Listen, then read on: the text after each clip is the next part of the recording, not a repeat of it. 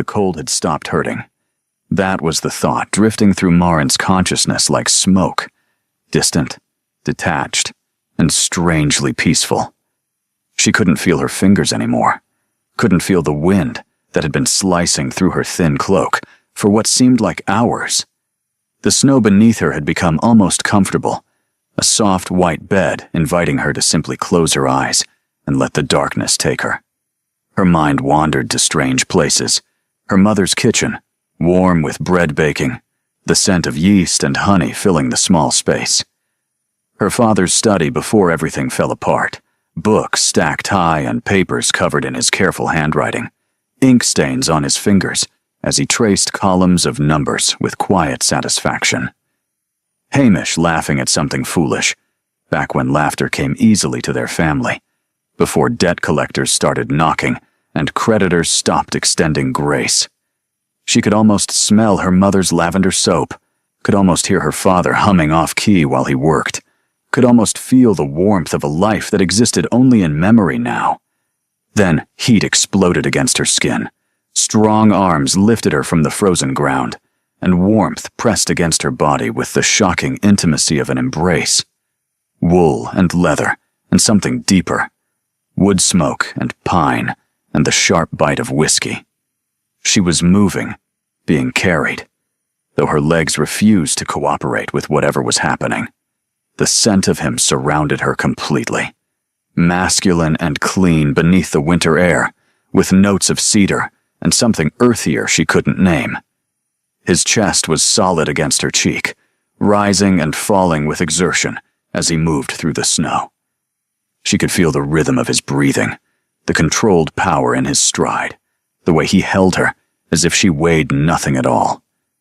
Voices cut through the fog in her mind. Male voices, urgent and commanding. Get the doors open. Now. Is she breathing? Barely. Fetch the physician. And blankets, as many as you can find. Marin tried to speak, to protest, to understand what was happening, but her lips were numb and her tongue felt thick and useless. All she could manage was a weak sound that might have been a word, or might have been nothing at all. Easy. The voice was close now, rumbling against her ear. The vibration of it seemed to travel through her entire body, settling somewhere deep in her chest. Don't try to talk. You're safe. Safe. The word wrapped around her like the warmth now surrounding her body. She wanted to believe it, wanted to sink into that promise, and let it carry her away from the nightmare of the past 12 hours. The overturned carriage, the cowardly driver who'd fled into the storm, the endless trudging through snow that reached her knees until her body simply refused to go any further. But safety was a luxury Marin Ashford had learned not to trust. Her eyes fluttered open. Firelight. She was inside somewhere, a large room with rough stone walls blackened by centuries of hearth smoke, and a massive fireplace where flames crackled and roared. Iron chandeliers hung from timber beams overhead, their candles adding to the golden glow. Tapestries hung between iron sconces, depicting hunting scenes and Highland battles, warriors on horseback, and stags fleeing through ancient forests. The air smelled of burning peat and something savory. Venison, perhaps, or mutton stew. People surrounded her, their faces blurred by her struggling vision. Women in wool and homespun, their expressions ranging from curiosity to concern, hands clasped or pressed against mouths in worry. Men with weathered faces and calloused hands, watching her with an intensity that made her skin prickle, despite the cold still lingering in her bones. Children peeked from behind their mothers' skirts, eyes wide with wonder at the stranger who had appeared from the storm, and the man holding her. She became aware of him in pieces, the arms cradling her against a broad chest, muscles taut beneath his hunting jacket. The jaw set like granite above her head, shadowed with a day's worth of stubble. Dark hair, nearly black, falling across a forehead creased with focus, and eyes, God above, those eyes, the color of winter storms over the loch, gray threaded with silver and fierce with intelligence. They held depths she couldn't fathom, shadows and secrets, and something that looked almost like recognition, as if he'd been waiting for her to appear from the snow all along. He was looking down at her like she was a problem he hadn't anticipated, but fully intended to solve. "Where?" Her voice cracked, barely a whisper. She swallowed against the dryness in her throat and tried again. "Where am I?" "Craigmuir," the man said. His voice was deep, cultured, with the barest hint of Highland burr beneath the educated tones. It was a voice accustomed to being obeyed. "You collapsed half a mile from the village. My hunting party found you." Craigmuir. The name meant nothing to her. She'd been heading for Edinburgh, for the position her brother Hamish had promised was waiting. A governess role in a respectable household. A chance to rebuild what remained of their shattered family fortunes. I should... She tried to sit up, but his arms tightened, holding her firmly in place. The movement brought her closer to his chest, and she could feel his heartbeat, steady and strong against her shoulder. "What you need," he said, his voice brooking no argument, "is warmth, rest, and to stop moving before you worsen the frostbite I suspect is already setting into your extremities." A murmur rippled through the watching crowd. Marin's face heated, despite the chill still clinging to her body. She was acutely aware of her position, cradled in a stranger's arms like a child, her sodden dress clinging to every curve of her frame, her hair matted and wild around her face. Her mother would be mortified. Her father would have challenged this man to a duel, back when he still had the spirit for such things. "Please." She pushed weakly against his chest, feeling the solid muscle beneath his hunting jacket. "I can stand. I'm quite capable of..." "You're quite capable of dying in a snowbank, apparently." His tone was sharp, but something flickered in those winter-gray eyes. Concern, perhaps, or irritation. She couldn't tell which.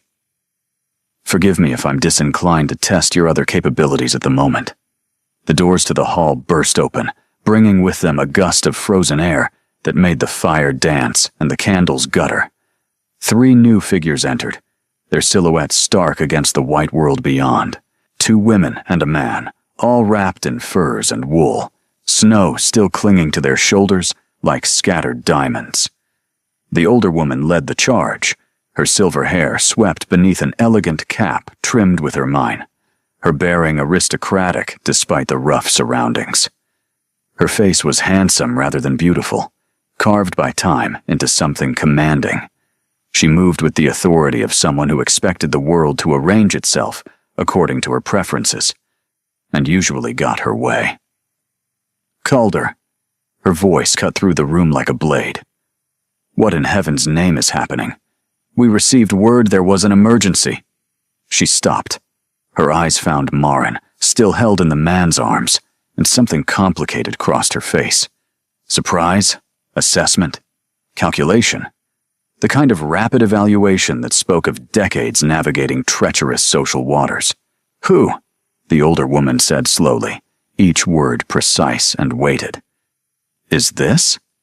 The man, Calder, she'd called him, shifted his grip on Marin, drawing her infinitesimally closer. A protective gesture, though whether he was protecting her or claiming her, she couldn't determine. A traveler. Her carriage met with an accident in the storm. She would have frozen to death if we hadn't found her when we did. How fortunate for her, then. The words were polite, but the woman's eyes remained sharp as Highland steel. Though I confess, this seems a rather intimate method of rescue. Heat flooded Marin's cheeks. She renewed her struggle to free herself, desperate to escape this humiliating position, but Calder's arms remained immovable as iron bands. "Put me down," she hissed. "Please." He ignored her. His attention was fixed on the older woman with an intensity that suggested their conversation contained depths Marin couldn't fathom. "She needs care. A warm room, dry clothes, hot broth. I'll see to the arrangements." "You'll see to them?" The woman's eyebrow arched with practiced skepticism. Personally? Grandmother. The warning in his voice was unmistakable. Grandmother. Marin's mind raced, piecing together fragments. The deference of the villagers, the quality of his clothing beneath the hunting leathers, the way everyone in this room seemed to orbit around him like planets around the sun. Forgive me. The younger of the two women stepped forward, her dark hair escaping its pins in charming disarray, her brown eyes warm with curiosity and mischief. She moved with boundless energy, practically bouncing on her heels. But shouldn't someone introduce themselves? The poor thing looks absolutely terrified. She's not a thing, Elsa, Calder said. No, she's a half-frozen woman being held like a prize catch while everyone talks around her. The girl, Elsa, approached with a gentle smile that seemed entirely genuine. I'm Lady Elsa Blackwood. This stern mountain holding you captive is my brother, Calder Blackwood, Duke of Dunmorrow. And the formidable woman examining you like a ledger entry is our grandmother, the Dowager Duchess. Duke, the word crashed through Marin's awareness with the force of an avalanche. She was being held, cradled, clutched, practically embraced by a duke. In front of his grandmother, in front of an entire village of watching eyes, in a dress that was soaked through and clinging to every curve of her body, with her hair wild, and her face surely a disaster of cold, reddened skin and chapped lips. Put me down. This time, it wasn't a request. Put me down this instant. Something shifted in the Duke's expression, that flicker again. Amusement now. She was certain of it, though it disappeared as quickly as it came. Slowly, carefully, he lowered her feet to the ground. Her knees buckled immediately. He caught her before she could collapse, one arm wrapping around her waist, steadying her against the solid warmth of his body. The contact was improper. Scandalous. The stuff that ruined reputations and destroyed futures. And everyone in the room was watching. Perhaps, the Dowager Duchess said into the weighted silence, her voice carrying the particular chill of aristocratic disapproval. We should discuss this situation somewhere more private. There's nothing to discuss, Calder's voice carried across the hall, silencing the whispers that had begun to ripple through the crowd like wind through wheat. This woman was found on my lands, half dead from exposure. She is under my protection now. Marin's heart lurched. Your Grace, I assure you, I require no such... Furthermore, his arm tightened around her waist, a silent command for silence. Given the circumstances of her rescue, the intimacy required to preserve her life, the witnesses present, and the inevitable talk that will spread through the village by morning, there is only one honorable course of action. The Dowager's face went pale as fresh snow. Calder, you cannot mean. I mean precisely what I'm about to say. He turned, addressing not just his grandmother, but the entire assembled crowd. Villagers, servants, the shocked faces of his family. His voice rang through the hall like a proclamation from the throne. Let it be known that this woman is under my protection. She will remain at Dunmorrow Castle as my guest, and in due course as my bride. The hall erupted. Marin's vision blurred at the edges. This couldn't be happening.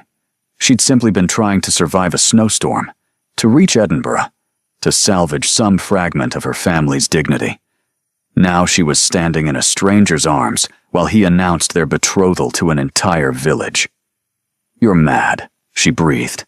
The Duke looked down at her, and for one moment, the mask slipped. Behind the aristocratic control, behind the commanding authority, she glimpsed something unexpected. Desperation, perhaps, he murmured, low enough that only she could hear. But you're going to help me anyway. The chaos that followed the Duke's announcement was a blur of raised voices and horrified gasps. Marin stood frozen in the circle of his arm, watching the world she knew crumble around her like ash from a dying fire. The Dowager Duchess had gone from pale to positively ashen, her composure cracking for the first time since she'd entered the hall. Lady Ailsa was bouncing on her heels with barely contained excitement, her brown eyes dancing with delight at the unexpected drama. The villagers whispered behind their hands, eyes bright with the particular gleam of people who'd just witnessed a scandal they couldn't wait to spread across every hearth in the Highlands. And Maren couldn't feel her legs. Calder. The dowager's voice could have frozen the hearth flames solid. A word. Now. After Miss, the Duke paused, looking down at Maren with something that might have been embarrassment. A faint flush colored his high cheekbones. I confess, I don't actually know your name. Maren. It came out as a croak. Maren Ashford. After Miss Ashford is settled, he continued smoothly, as if announcing impromptu betrothals to half-dead strangers was simply how he spent his Tuesdays. She requires warmth and rest before any further discussions. Further discussions? The dowager's laugh was sharp as broken glass. You've just announced your engagement to a woman whose name you didn't know 5 seconds ago. What further discussion could possibly be necessary? Grandmother. Don't you grandmother me, Calder Blackwood. She stepped forward, and despite being a full head shorter than her grandson, she somehow managed to loom. Her presence filled the space around her like a physical force. Your father would be spinning in his grave. Your mother, God rest her soul, would be reaching through the veil to box your ears. You cannot simply claim a woman like she's a lost sheep found wandering the moors. Can't I? His voice was dangerously soft. On my lands, in my village, before witnesses who will gossip regardless of what we do now. You could have said nothing. You could have let her be cared for quietly. And when word spread that I'd carried a half-dressed woman through the snow, held her against my body for warmth, brought her into the village in my arms, he shook his head. Her reputation would be in tatters by nightfall. This way, at least, there's a framework, a story that protects rather than destroys. Maren found her voice at last. I don't need your protection. Both Blackwoods turned to look at her, the dowager with surprise, the Duke with something harder to read. Miss Ashford, he began, I was traveling to Edinburgh for a governess position. My carriage was caught in the storm. The driver panicked and fled. I walked as far as I could until I couldn't walk anymore. She forced strength into her voice, into her spine, though both felt as fragile as spun glass. It was misfortune, not scandal. I thank you for saving my life, but I certainly don't expect you to sacrifice yours in return. The murmurs ceased entirely. Even the fire seemed to quiet, its crackle fading to a soft hiss. Every eye in the hall was fixed upon her now, this strange woman who dared to refuse a duke's protection. Lady Ailsa was staring at her with undisguised admiration. I like her, she announced to no one in particular. Can we keep her? Ailsa, the Duke said wearily. What? She has backbone. Do you know how rare that is? Most women in her position would be fainting, or weeping, or trying to trap you into. She caught herself, cheeks flushing crimson. Not that you're trying to trap him. Obviously. I didn't mean. Perhaps, a new voice cut in.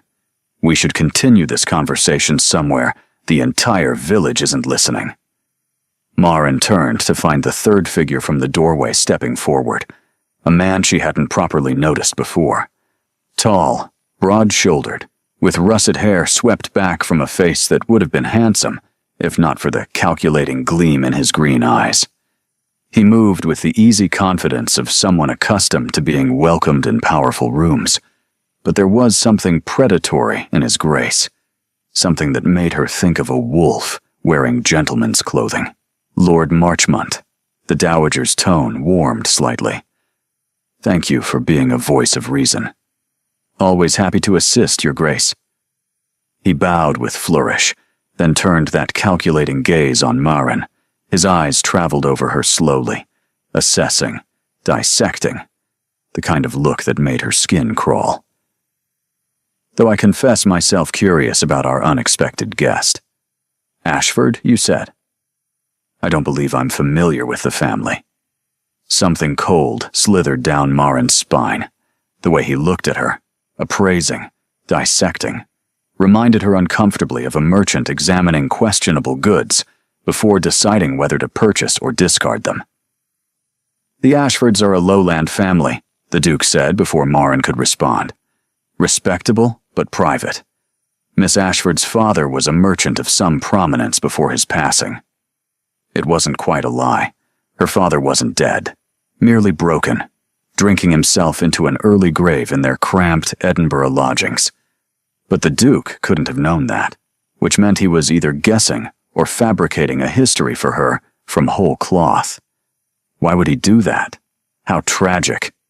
Lord Marchmont's sympathy was about as genuine as a 3-pound note. And now reduced to seeking governess positions. How the mighty fall. Careful, Marchmont. The Duke's voice dropped to something dangerous, each word sharp as a blade. You're speaking of my future wife. The two men stared at each other, and Marin felt the tension crackle between them like lightning before a storm. There was history here, old wounds, unspoken grievances, though she couldn't begin to guess their nature. The air between them seemed to thicken, heavy with years of accumulated resentment. Of course. Lord Marchmont inclined his head with serpentine grace. Forgive me. I meant no offense to Miss Ashford. I'm simply surprised. We all expected your eventual bride to be someone of rather different circumstances. Did you? Lady Cressida Thornwood has been a guest at Dunmorrow twice this season. The families have been close for generations. One assumed incorrectly. The name hung in the air like poison. Lady Cressida Thornwood. Marin filed it away, adding it to the growing list of things she didn't understand about the situation she'd stumbled into. Enough! The Dowager's voice cracked like a whip. This is neither the time nor place for such discussions. Miss Ashford is clearly unwell. She needs rest and proper care before we sort out this situation. Grandmother, I said enough, Calder. Her eyes were steel. You've made your grand announcement. Now let the girl recover before you terrify her any further. We'll speak tonight after dinner, when cooler heads might prevail. For a moment, Marin thought the Duke would argue, his jaw set, a muscle flexing beneath the skin. But then he exhaled slowly and released his grip on her waist. She immediately missed the warmth. Ailsa, he said, take Miss Ashford to the blue guest chambers. See that she has everything she needs. With pleasure. Ailsa appeared at Marin's side, looping an arm through hers with easy familiarity. Come on, then. Let's get you warm and dry, and away from all these scowling faces. I'll tell you everything you need to know about my impossible brother on the way. Ailsa, the Duke began. Everything, she repeated cheerfully, already steering Marin toward a side door, including the time he tried to tame a wild stag when he was 12 and ended up in the loch. Despite everything, the cold still aching in her bones, the shock still numbing her mind, the absolute impossibility of her situation, Marin felt her lips twitch toward a smile. They'd barely made it through the doorway when a voice stopped them cold. Miss Ashford. Lord Marchmont had followed them, his tall frame blocking the corridor ahead. Up close, she could see the sharp edges beneath his handsome face, the too-white smile, the eyes that calculated even as they charmed. There was something reptilian about him, something that made her instinctively want to step back and put distance between them. I feel we've gotten off on the wrong foot. He reached for her hand before she could pull away, bringing it to his lips in a gesture that felt more like a claim than a courtesy. His lips were cold against her knuckles. Allow me to properly introduce myself. Rory Marchmont, Earl of Glenvale, an old friend of the family. Lord Marchmont. She extracted her hand as quickly as politeness allowed, resisting the urge to wipe it on her skirt. A pleasure. The pleasure is entirely mine. His smile widened. I must say, you've created quite a stir. Our Duke is not known for impulsive gestures. Whatever magic you've worked to change that, I'm most curious to understand. There's no magic, only a snowstorm and unfortunate timing. Is that all? He leaned closer, lowering his voice to something intimate and threatening. Because it seems to me, Miss Ashford, that a woman in your position might have everything to gain from such a convenient rescue, and a man in his position might have everything to lose. Ice crept through Marin's veins. I'm not sure what you're implying, my lord. I'm not implying anything, merely observing. He straightened, his smile never wavering. I do hope you'll be careful, Miss Ashford. Highland winters can be treacherous. One never knows what dangers might be lurking beneath the snow. He bowed and walked away before she could respond, leaving Marin with the distinct impression she'd just been threatened. Ailsa tugged at her arm, her expression troubled. Don't mind him. Rory's been angling for Calder's position since they were boys. He's all bark and bluster. Is he? Mostly. Ailsa's hesitation lasted only a heartbeat, but Marin noticed it. Come on. You really do need to rest. And I wasn't joking about that stag story. It's much better with hot tea and a roaring fire. Marin let herself be led away, but she couldn't shake the chill that had settled in her chest. She'd been claimed by a duke she didn't know, threatened by an earl she'd never met, and somewhere out there, a Lady Cressida Thornwood was waiting, a woman who'd expected to become the Duchess of Dunmorrow, until Marin Ashford had fallen into a snowbank and ruined everything. The blue guest chambers were anything but blue. Oh, there were hints of it. A velvet coverlet the color of midnight, curtains that held traces of sapphire in their folds, a painted ceramic vase on the mantel glazed in deepest indigo. But the room was dominated by warmth. A fire roared in the hearth, casting dancing shadows across walls hung with tapestries, depicting Highland landscapes in summer, all green hills and purple heather, and skies so blue they made Marin ache for seasons she hadn't yet seen in this strange northern place. The bed was enormous, piled with furs and quilts and pillows embroidered with the blackwood crest, a rearing stag beneath a crown of thistles. She wanted nothing more than to collapse into it and sleep for a century. Instead, she stood by the window, wrapped in a borrowed dressing gown of soft wool, watching the snow continue to fall over the castle grounds. Dunmorrow Castle was a fortress of gray stone and ancient pride, its towers disappearing into the white-gray sky. From her window, she could see the village of Craigmuir nestled in the valley below, smoke rising from 100 chimneys as the storm howled on. Tiny figures moved through the streets, going about their lives, unaware that their duke had just done something that would set every tongue in the Highlands wagging for months to come. Somewhere down there, people were talking about her, the half-frozen stranger the duke had claimed as his bride. By morning, the story would spread to the neighboring villages.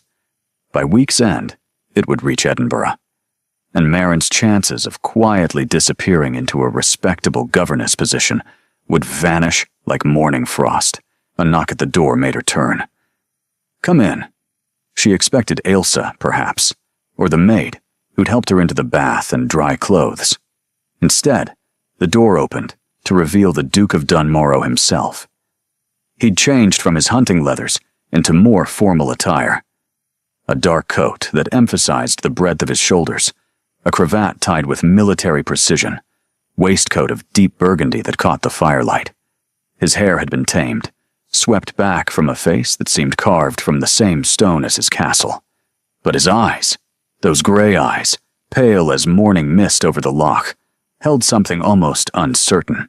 Miss Ashford, may I have a moment? I don't believe I have much choice, Your Grace. She kept her voice steady despite the hammering of her heart. Given that you've just announced our engagement to several dozen witnesses, he had the grace to wince. Yes. About that. About that. She folded her arms. Would you care to explain why a duke would claim a penniless stranger as his bride? Or shall I simply assume you've lost your mind entirely? The latter isn't entirely inaccurate.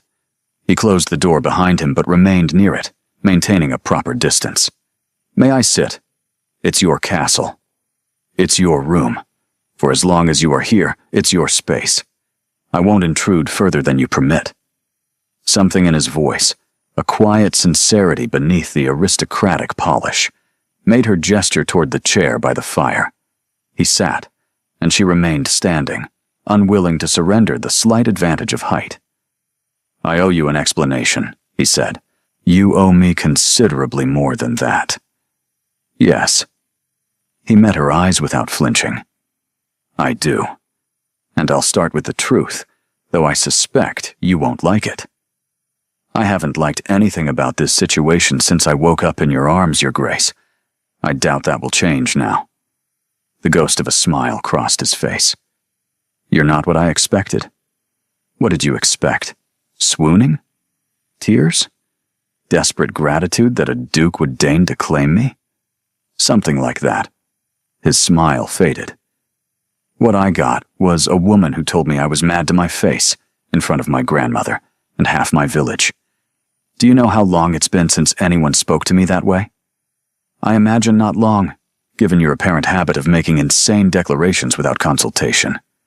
This time, his laugh was genuine, a low, rough sound that transformed his severe features into something almost approachable. The sound warmed something in her chest that she refused to examine too closely. Fair point. He leaned forward, resting his elbows on his knees, and the formality seemed to drain from his posture. In its place was something wearier. Rawr. My grandmother has been trying to marry me off for the past year. Since my father died, she's been relentless. Parades of suitable ladies at every social function. Pointed comments about duty and legacy. And most recently, Lady Cressida Thornwood. The name Lord Marchmont mentioned. Yes. His expression darkened. Cressida is everything a duchess should be. Beautiful, well-bred, impeccably connected. Our families have known each other for generations. My grandmother adores her. And you? I find her insufferable. The words came out flat. She's calculating, cold, and interested only in my title. Every conversation feels like a negotiation. Every smile is designed to achieve a specific effect. Marrying her would be like shackling myself to a beautiful snake for the rest of my life. Marin shouldn't have felt relief at that. It was none of her business who the Duke married, and yet something loosened in her chest at the venom in his voice. So you announced our engagement to escape her? Partly.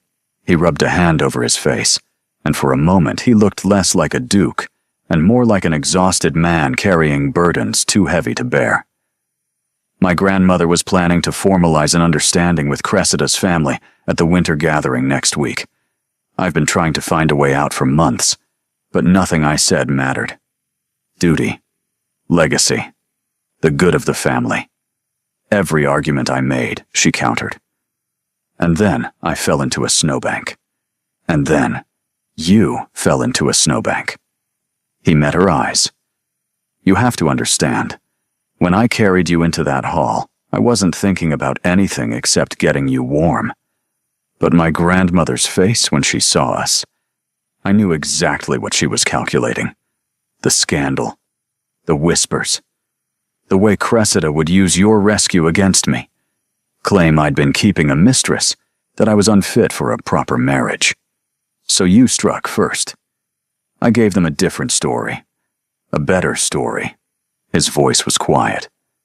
The Duke, who saved a stranger from the snow and fell so instantly in love, he claimed her before the entire village. Romantic. Impulsive. The kind of tale that spreads faster than scandal. Marin's mind raced. She could see the logic. Twisted, desperate logic. But logic nonetheless. He'd taken a situation that could ruin them both and shaped it into something almost noble. But that didn't make it right. You should have asked me first. I know. You've upended my entire life based on a calculation made in the span of seconds. I know. I was going to Edinburgh. I had a position waiting, a chance to support my family, to rebuild something from the wreckage my brother's schemes have left us. I know. He rose from the chair, and she was struck again by the height of him, the sheer presence he commanded simply by existing. And I know nothing I say can make this right. You didn't ask to be caught in my family's machinations. You didn't ask to be used as a shield against a marriage you have no stake in. No, she agreed. I didn't. He crossed to her, stopping close enough that she could smell that same scent from before. Wood smoke and pine, whiskey and something darker. His eyes searched her face with an intensity that made her feel exposed, as if he could see past her defenses to the frightened woman underneath. I'm asking now. Will you help me? Stay at Dunmorrow through the winter gathering. Play the role of my betrothed long enough to convince my grandmother that Cressida is no longer an option. And when the spring thaw comes, we'll end the arrangement quietly. A mutual decision. No scandal, no disgrace. I'll provide references, connections, anything you need to secure a better position than the one you lost. That's months. Yes. Months of pretending to be something I'm not. In a castle full of people who will be watching my every move, judging my every word. Yes. Maren turned back to the window. The snow was falling heavier now, blanketing the world in white, erasing paths and landmarks until everything looked the same. She thought of her mother, taking in mending by candlelight to pay the butcher. Her father, lost in bottles and silence. Hamish, always chasing the next scheme, the next promise, the next friend, who swore this time would be different. She thought of the governess position that was probably already filled, the long walk back to Edinburgh, through a winter that might kill her before she arrived, the debts waiting at home, growing larger with every passing day. And she thought of Lord Marchmont's cold eyes, his veiled threat, and the danger lurking beneath his charming smile. 3 conditions, she heard herself say. The Duke went very still. Name them. She turned to face him, lifting her chin. First, I want a letter sent to my family explaining my situation. A respectable explanation. That I've taken a companion position with Lady Ulsa. Nothing about betrothals or arrangements. My mother has enough to worry about without adding scandal to the list. Done. Second, when this ends, I want more than references. I want enough money to clear my family's debts and establish my mother in comfortable lodgings. Not charity. Payment for services rendered. I'm helping you escape an unwanted marriage. That has value. Something passed across his features. Surprise, perhaps, or respect. How much? She named a figure. It was more than she'd ever seen in her life, but less than what a duke spent on horses in a single year. His expression didn't change. Done. Third. She stepped closer, close enough to see the individual shards of gray in his eyes, like ice beginning to fracture. The moment you decide you actually want to marry, whether it's Lady Cressida or anyone else, you tell me immediately. I won't be paraded around as your shield while you conduct a real courtship behind my back. I may be poor, Your Grace, but I won't be made a fool. The quiet between them stretched taut as a bowstring. Then the Duke extended his hand. You have my word. All 3 conditions. Do we have an agreement, Miss Ashford? Maren looked at his outstretched hand. Elegant, powerful, belonging to a world she'd never imagined entering. She thought of the snow outside, the cold that had nearly killed her, the life she'd been struggling to survive. She took his hand. We have an agreement, Your Grace. His grip was warm and firm, his fingers closing around hers with surprising gentleness. Something passed between them, a current, a recognition, that made her inhale sharply. Calder, he said, his voice low. I beg your pardon? If we're to be betrothed, you should probably call me Calder, at least when we're not in public. Calder. The name felt strange on her tongue, intimate. And you may call me Maren. Maren. He released her hand slowly, as if reluctant to let go. "Welcome to Dunmorrow Castle. I suspect you're going to turn it upside down." She didn't know whether that was a warning or a promise. But as he left her alone in the blue guest chambers, the fire crackling and the snow falling beyond the window, Marin realized something that sent ice through her veins. She wasn't afraid of the arrangement, or the deception, or even the formidable Dowager Duchess waiting to judge her every move. She was afraid of the way her pulse had leaped when he'd said her name, and that, she knew, was far more dangerous than any Highland winter. Morning arrived with pale winter light, and the distant sound of servants she didn't see. Marin woke slowly, disoriented by the softness beneath her. For one blissful moment, she forgot where she was, forgot the snowstorm, the rescue, the impossible announcement that had upended her entire existence. She was simply warm, comfortable, wrapped in linens finer than anything she'd ever touched, floating in that hazy space between sleep and waking where troubles seemed far away. Then memory crashed back like cold water. She sat up, heart racing, and found the blue guest chambers transformed by daylight. The fire had been rebuilt, fresh logs crackling cheerfully, the scent of burning pine filling the room. A breakfast tray waited on the small table by the window. Tea, warm bread, butter, honey, sliced ham, and a small pot of what appeared to be bramble preserves. More food than her family ate in a day. And draped across the chair beside her bed, a dress. It was beautiful. Deep forest green wool, trimmed with delicate embroidery at the cuffs and collar. Tiny leaves and vines worked in thread just a shade darker than the fabric itself. Simple enough to be practical, elegant enough to mark its wearer as someone of consequence. Nothing like the threadbare traveling dress she'd nearly died in. A note was pinned to the sleeve in neat, feminine handwriting. "Thought you might need something presentable. The vultures will be circling today. Best to look like you belong." A Marin's throat tightened. Lady Ailsa, already thinking of her comfort, already anticipating the challenges ahead.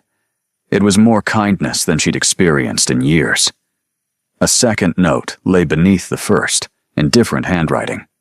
Bolder, more masculine, the strokes confident and unhesitating. "The letter to your family has been dispatched this morning by private courier. It explains you've taken a position as my sister's companion for the season. No mention of betrothals or arrangements, as promised." See, he'd kept his word, the first of her conditions, already honored within 12 hours. A soft knock preceded the door opening. A young maid with copper hair and freckles entered, curtsying nervously. Her cap was slightly askew, and her apron bore the wrinkles of someone who dressed in haste. "Good morning, miss. I'm Fenella. His Grace asked me to attend you during your stay." "Fenella?" Marin swung her legs over the side of the bed, conscious of how strange this all felt. She'd never had a lady's maid, never had anyone attend her for anything. "That's very kind, but I'm quite capable of dressing myself." "Oh, I'm sure you are, miss." Fenella's eyes widened. "But Lady Ailsa said I should help anyway. She said the buttons on that dress are murder, and you'd never manage alone." Despite everything, Marin felt her lips twitch. Did she now? "Her exact words, miss. Also said I should warn you that breakfast in the main hall starts in an hour, and everyone will be watching to see if you faint or flee." "I don't intend to do either." "That's what Lady Ailsa hoped you'd say." Fenella beamed, revealing a gap between her front teeth. "She says you've got spine, miss. Says it's about time someone around here did." The buttons were, in fact, murder. Tiny pearl things that ran up the back in an endless row, each one requiring nimble fingers and considerable patience. Marin submitted to Fenella's assistance, watching in the mirror as she was transformed from a half-drowned stranger into something approaching respectable. The dress fit perfectly. Not the perfection of a garment made for her. There were subtle signs of hasty alteration at the waist and hem, Tiny stitches where someone had worked through the night to make adjustments, but close enough to suggest considerable effort had been expended on her behalf. Whose dress was this? Marin asked. Fenella hesitated, her hands pausing on the final button. Lady Ailsa's, miss. From before she decided she preferred riding breeches to ball gowns. She has dozens she never wears. That's very generous of her. Lady Ailsa has a kind heart, always has. Fenella began arranging Marin's dark hair into a simple but elegant style, pinning it back from her face with practiced efficiency. The household's been buzzing since last night, miss, if you don't mind me saying. I imagine it has. Some are calling it romantic. The Duke saving you from the snow, claiming you before everyone like something from an old ballad. Fenella's hands paused, hairpin hovering. Others are saying, others are saying I'm a fortune hunter who threw herself into a snowbank deliberately to trap a duke. The maid's cheeks flushed crimson.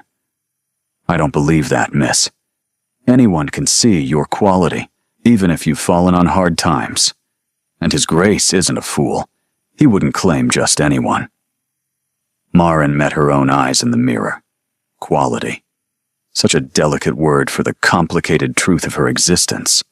The merchant father who'd taught her Latin and mathematics. The mother who'd insisted on proper deportment even as they sold the silver to pay the grocer.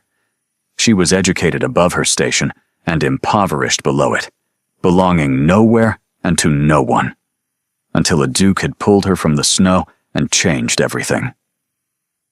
Thank you, Fenella, she said, her voice soft. For your kindness. Just speaking truth, miss. The maid finished pinning her hair and stepped back to admire her work. There. You look like you belong in a castle. Marin wasn't sure that was true, but when she descended the stairs and entered the great hall, she held her head high anyway. The hall was smaller than she'd expected from last night's chaos, or perhaps it had simply felt larger when she was half frozen and surrounded by staring strangers.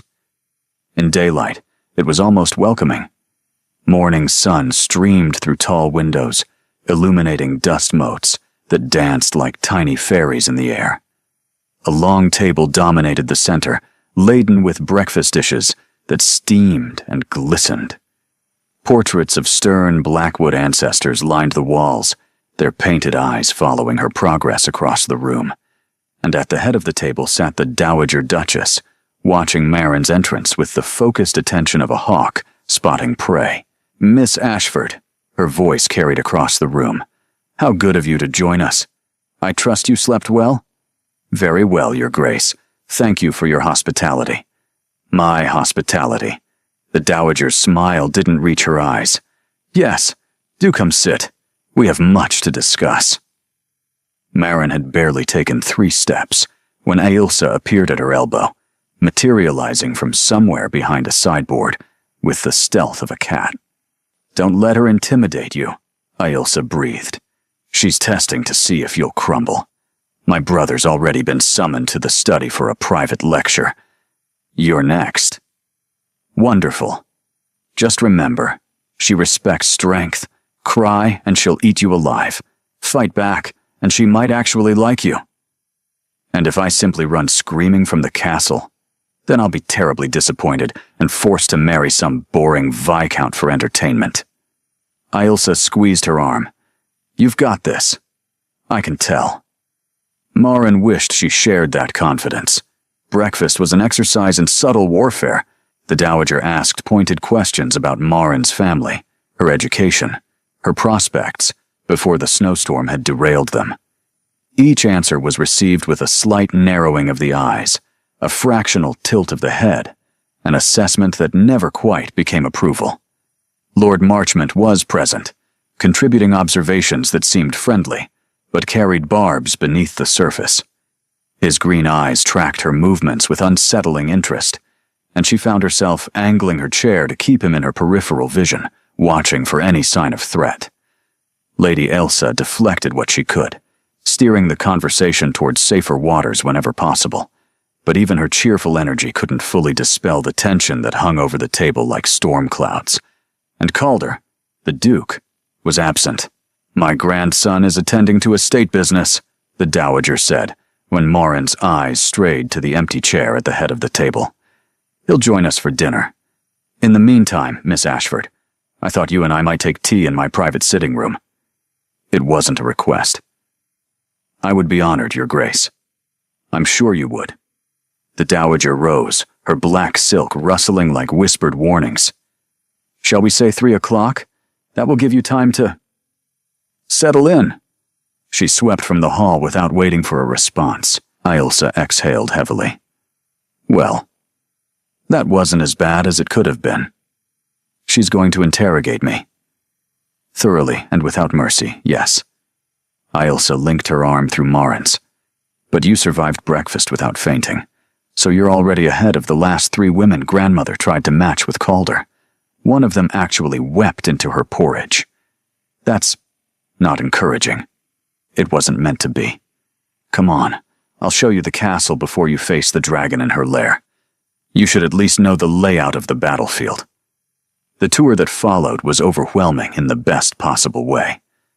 Dunmorrow Castle was ancient, sprawling, and full of hidden corridors and secret alcoves, and rooms that seemed to have been forgotten by everyone except the dust and the mice. Stone walls several feet thick kept the cold at bay, while tapestries and rugs added splashes of color to otherwise gray spaces. Ailsa narrated cheerfully, pointing out the tower where their great-great-grandfather had supposedly kept a mistress, the gallery where portraits of every Blackwood duke hung in stern succession, the kitchen gardens visible through frost-covered windows, where herbs grew in orderly rows beneath protective glass. "And this," Ailsa said, pushing open a heavy oak door carved with intertwining thistles, "is Calder's sanctuary. The library." Morin's breath caught. The room was 2 stories tall, every wall lined with books from floor to ceiling. Ladders on rails allowed access to the upper shelves, their brass fittings gleaming in the light from tall windows. A massive fireplace dominated one end, leather chairs positioned before it for reading, a small table between them bearing a decanter of amber liquid and 2 crystal glasses. The scent of old paper and wood polish hung in the air like incense, mixed with something fainter. Perfume, perhaps, long faded, but somehow still present. "He spends hours in here," Ailsa said, her voice hushed with something like reverence. "Especially since Father died. Sometimes I think he's hiding from the world. Other times, I think he's searching for something he'll never find." "What happened to your father?" Ailsa's brightness dimmed. "A riding accident. Last spring. Father was an excellent horseman, but his mount spooked at something in the woods. A snake, perhaps, or a shadow. He was thrown." She swallowed hard. "Calder was in Edinburgh on business. By the time word reached him, Father was already gone." "I'm sorry. Everyone is." Ailsa's voice held an edge of old pain. "But sorry doesn't bring him back. And sorry doesn't stop grandmother from pushing Calder toward a marriage he doesn't want, as if producing an heir will somehow fill the void Father left." Morin noticed a particular bookshelf near the window, its volumes more worn than the others, their spines faded and cracked from frequent handling. "Were those your father's favorites?" "Some of them. Mother's, too. She died when I was born. But Father kept all her books exactly as she left them." Ailsa touched one spine gently, her finger tracing the faded gold lettering. "Calder says he can still smell her perfume when he opens them. I think that's why he comes here so often. It's the only place he feels close to either of them anymore." Morin thought of her own father, lost in different ways, the void left by failure instead of death, the slow erosion of a man who'd once been brilliant and bold. "Grief makes people desperate," she said quietly. "They grasp at solutions that don't solve anything because the alternative is accepting there is no solution." Ailsa studied her for a long moment. "You understand. Most people don't." I understand more than I'd like to. The clock in the corner chimed 2.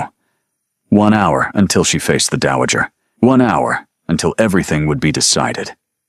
The Dowager's private sitting room was a study in controlled elegance. Every surface gleamed with meticulous care, mahogany polished until it shone like dark water, brass fixtures buffed to golden perfection. Porcelain figurines stood in precise arrangements on the mantelpiece, shepherdesses and saints frozen in attitudes of eternal serenity. The chairs were positioned at exact angles to the fire, not a degree off, as if someone had measured with mathematical precision. Even the tea service, delicate bone china painted with Highland thistles, seemed to follow some invisible rule of placement that Marin couldn't quite discern, but could sense nonetheless. This was a woman who left nothing to chance. Sit. The Dowager gestured to the chair opposite her own. And please, spare me the false pleasantries. We both know why you're here.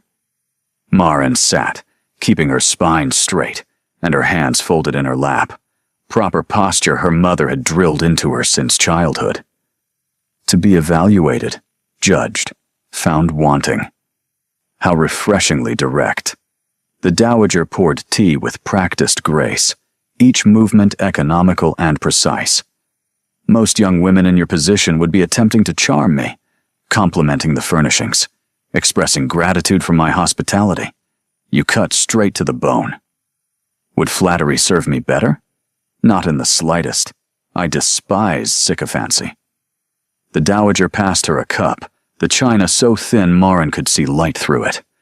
Which is precisely why Lady Cressida grates on my nerves, despite being perfect in every other respect.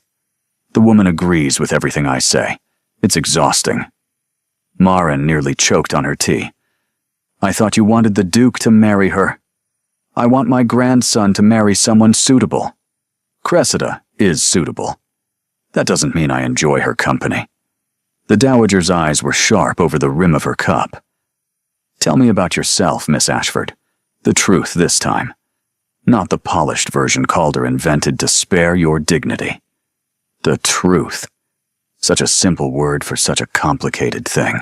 My father was a merchant in Glasgow, Marin began slowly, measuring each word. Textiles mostly. He built the business from nothing, made a success of it through cleverness and hard work. We weren't wealthy, but we were comfortable, respectable. He trusted the wrong partner, a man he'd known for years, someone he considered a friend. They invested together in a shipping venture. The ship sank. The insurance was fraudulent. By the time the truth came out, we'd lost everything. The Dowager's expression remained neutral, giving nothing away. And your father? Broke, in spirit more than body. Marin's voice didn't waver, though the words cost her. He blames himself for trusting, for failing to see what was right in front of him. He spent the last 2 years at the bottom of a bottle, trying to forget. And your mother? Takes in mending, stretches every penny until it screams, refuses to admit we've fallen as far as we have. Siblings? A brother? Hamish. Marin's jaw tightened. He means well, but chooses poorly. Friends who promise opportunities that never materialize. Schemes that always fail. It was his friend who arranged my governess position in Edinburgh. I was halfway there when the storm hit. The Dowager set down her cup with a precise click. So, a ruined merchant's daughter, impoverished, desperate, traveling alone through a Highland winter to take a servant's position because your family has no other options. Yes. And you expect me to believe you didn't engineer this situation? That you didn't know exactly which road would take you past Dunmorrow lands, didn't calculate when to collapse, where you'd be most likely to be found? The accusation hung in the air like smoke. Marin met the older woman's gaze without flinching. If I had the ability to control snowstorms and predict the movements of ducal hunting parties, your grace, I would have used those powers to prevent my father's ruin in the first place. As it stands, I am merely a woman who was cold and tired and didn't want to die in a snowbank. A long pause stretched between them. Then, impossibly, the Dowager laughed. It was a sharp sound, rusty from disuse, but genuine, the laugh of someone who had nearly forgotten how. Lord above, you actually mean that. I don't know how to be anything other than honest. It's a failing, I'm told. It's a rarity. The Dowager leaned back in her chair, studying Marin with new eyes. Do you know why I push Calder toward marriage? Why I've paraded eligible women through this castle for the past year? Because he needs an heir. Because duty demands it. Because he's dying. The words fell like stones into water. Not physically. His body is perfectly sound. But his spirit, his heart, the part of him that makes life worth living, that died with his father. Marin's chest tightened. She thought of the empty chair at breakfast, the library Elsa had described as his sanctuary, the way he'd looked at her last night when he thought she couldn't see, lost, drowning, desperate for something he couldn't name. He won't speak of it, the Dowager continued, her voice softer now. Won't acknowledge the grief that's consuming him. He buries himself in estate business, in parliamentary duties, in the endless performance of being a duke. But he's not living. He's merely existing. And you thought a wife would fix that? I thought a wife would give him something to live for, someone to pull him back from the edge before he slips over entirely. The Dowager's eyes glistened, though no tears fell. Cressida would never manage it. She's too cold, too calculating. She'd give him heirs and social standing and perfect dinner parties, but she'd never reach the man underneath. Why are you telling me this? Because last night, when Calder carried you into that hall, I saw something I haven't seen in a year. The Dowager leaned forward. I saw him react, not perform. React. His announcement was impulsive, reckless, utterly unlike him.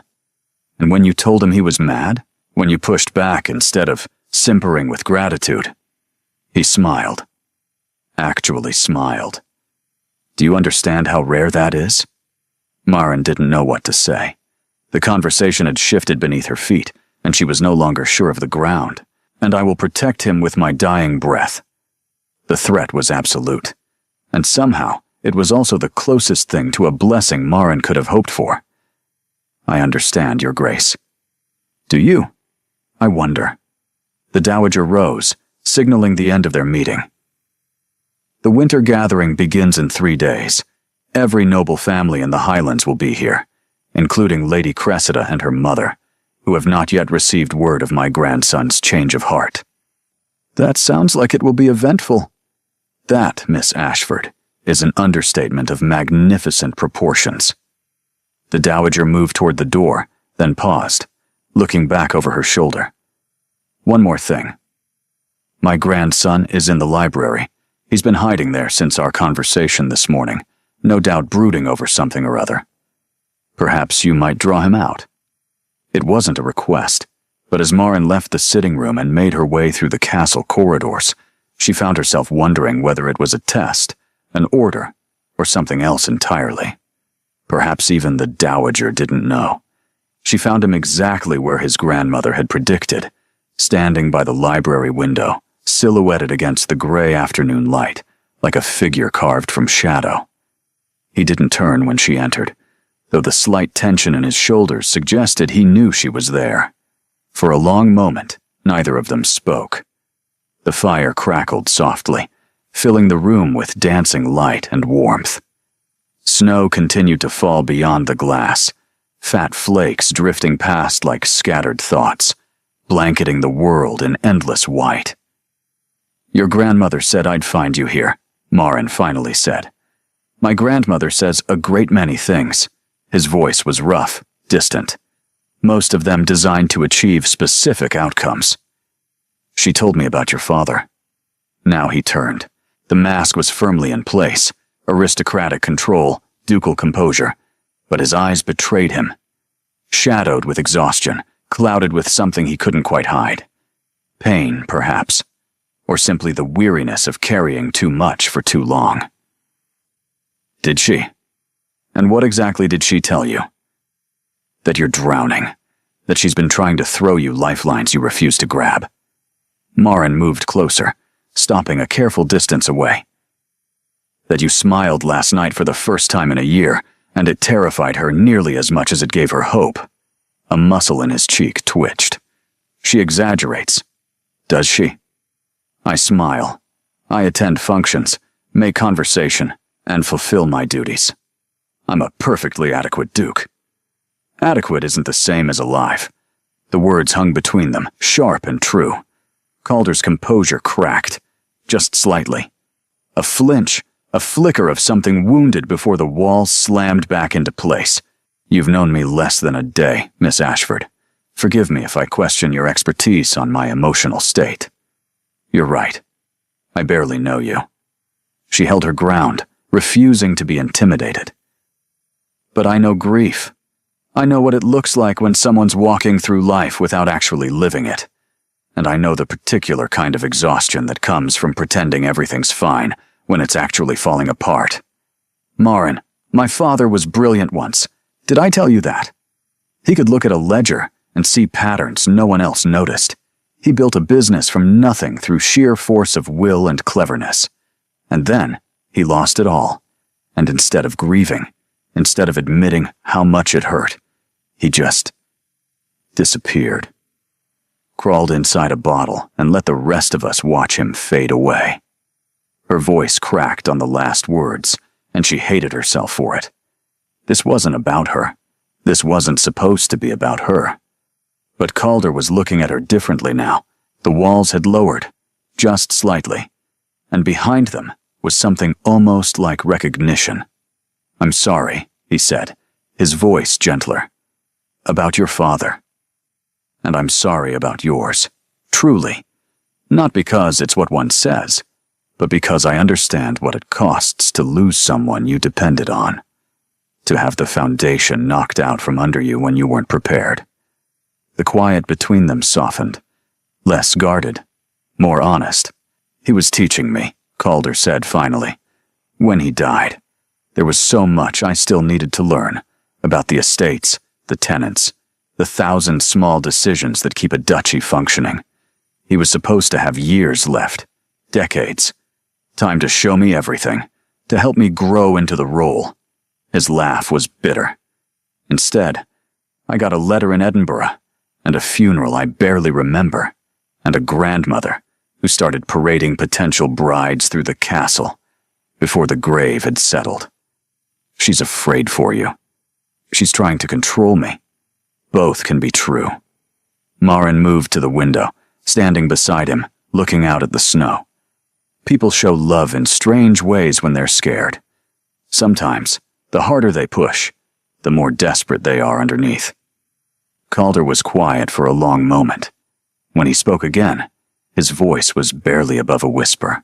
I don't know how to do this. Do what? Any of it. Be a duke. Manage a duchy. Choose a wife. Live a life that suddenly feels like it belongs to someone else. He ran a hand through his hair, destroying its careful arrangement. Everyone looks at me like I should have answers, like the title came with instructions I somehow misplaced, and I just keep pretending, day after day, hoping no one notices I have no idea what I'm doing. Maybe that's the secret, Marin said slowly. Maybe no one actually knows what they're doing. Maybe we're all just pretending and hoping. That's not comforting. It wasn't meant to be. It was meant to be true. He turned to look at her, really look, and something shifted in the air between them. The careful distance they'd been maintaining suddenly felt inadequate, like a wall made of paper trying to hold back a flood. You're not what I expected, he said. When I carried you out of that snow, I thought. I don't know what I thought. That you'd be simple, perhaps, easily managed, a convenient solution to an inconvenient problem. And instead you're complicated and honest, and you look at me like you actually see me. Not the Duke, not the title. Just... He trailed off, shaking his head. I don't know how to finish that sentence. Then don't. Marin's heart was racing, and she couldn't seem to make it slow. We have 3 days before the winter gathering, 3 days before Lady Cressida arrives, and the real performance begins. Perhaps we should focus on preparing for that, rather than trying to define something we barely understand. It was the sensible thing to say, the safe thing, the thing that kept them both at arm's length where they belonged. So why did it feel like running away? The winter gathering. Calder's expression hardened, the walls rebuilding themselves. Yes, we should discuss what to expect, the families who will attend, the dynamics at play, the particular dangers you'll need to navigate. Dangers? Lady Cressida won't take this news well. She's been planning this match for years, positioning herself, cultivating my grandmother's favor, eliminating rivals. When she discovers a stranger has appeared from nowhere and claimed what she considers rightfully hers, she'll try to destroy me, thoroughly and without mercy, his fists clenched at his sides. But she won't succeed. I'll make sure of that. The protective edge in his voice did something strange to Marin's chest, something warm and unsettling that she absolutely couldn't afford to examine. Your grandmother mentioned there would be dancing, she said, deliberately changing the subject. The gathering includes a tseilith on the second night, traditional Highland dancing. Will that be a problem? I can dance. My mother made sure of that, even when we couldn't afford much else. Then we should practice. He held out his hand. If we're to convince everyone we're genuinely betrothed, we need to move like we're comfortable with each other. Marin stared at his outstretched hand, the same hand that had pulled her from the snow that had sealed their impossible bargain, that belonged to a world she'd never imagined entering. She took it. His palm was warm against hers, calloused in unexpected places. Not the soft hands of idle nobility, but the hands of a man who worked alongside his tenants.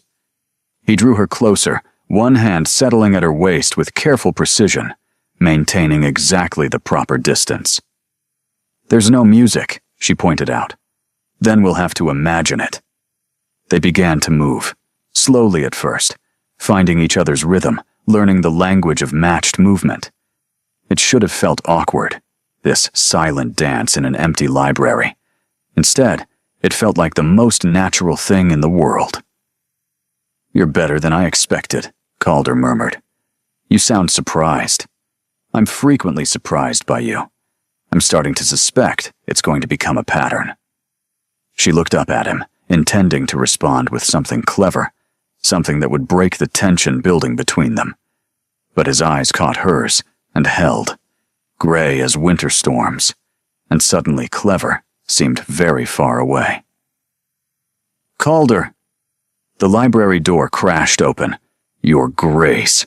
A servant stood in the doorway, breathing hard, face flushed with alarm. Forgive the interruption, but there's a carriage approaching, from the south road. Calder released Marin so quickly she stumbled. Who? The Thornwood Crest, Your Grace. Lady Cressida has arrived 3 days early. The color drained from Calder's face. In the sudden quiet, Marin could hear her own heartbeat thundering in her ears. 3 days to prepare had just become no time at all. And the woman who'd expected to become the Duchess of Dunmorrow was about to discover she'd been replaced. Lady Cressida Thornwood was everything Marin was not. She descended from her carriage like a queen, arriving at her rightful throne. Golden hair arranged in perfect curls beneath an elegant bonnet trimmed with silk roses. Traveling dress of rose-pink silk that somehow remained immaculate despite hours of Highland roads. Complexion like porcelain and just as cold. Her movements were precise, choreographed, each gesture designed to display her figure to its best advantage. Behind her came an older woman, who could only be her mother, Lady Thornwood, wearing the satisfied expression of someone who believed victory was already assured. She surveyed Dunmorrow Castle with proprietary approval, as if mentally redecorating.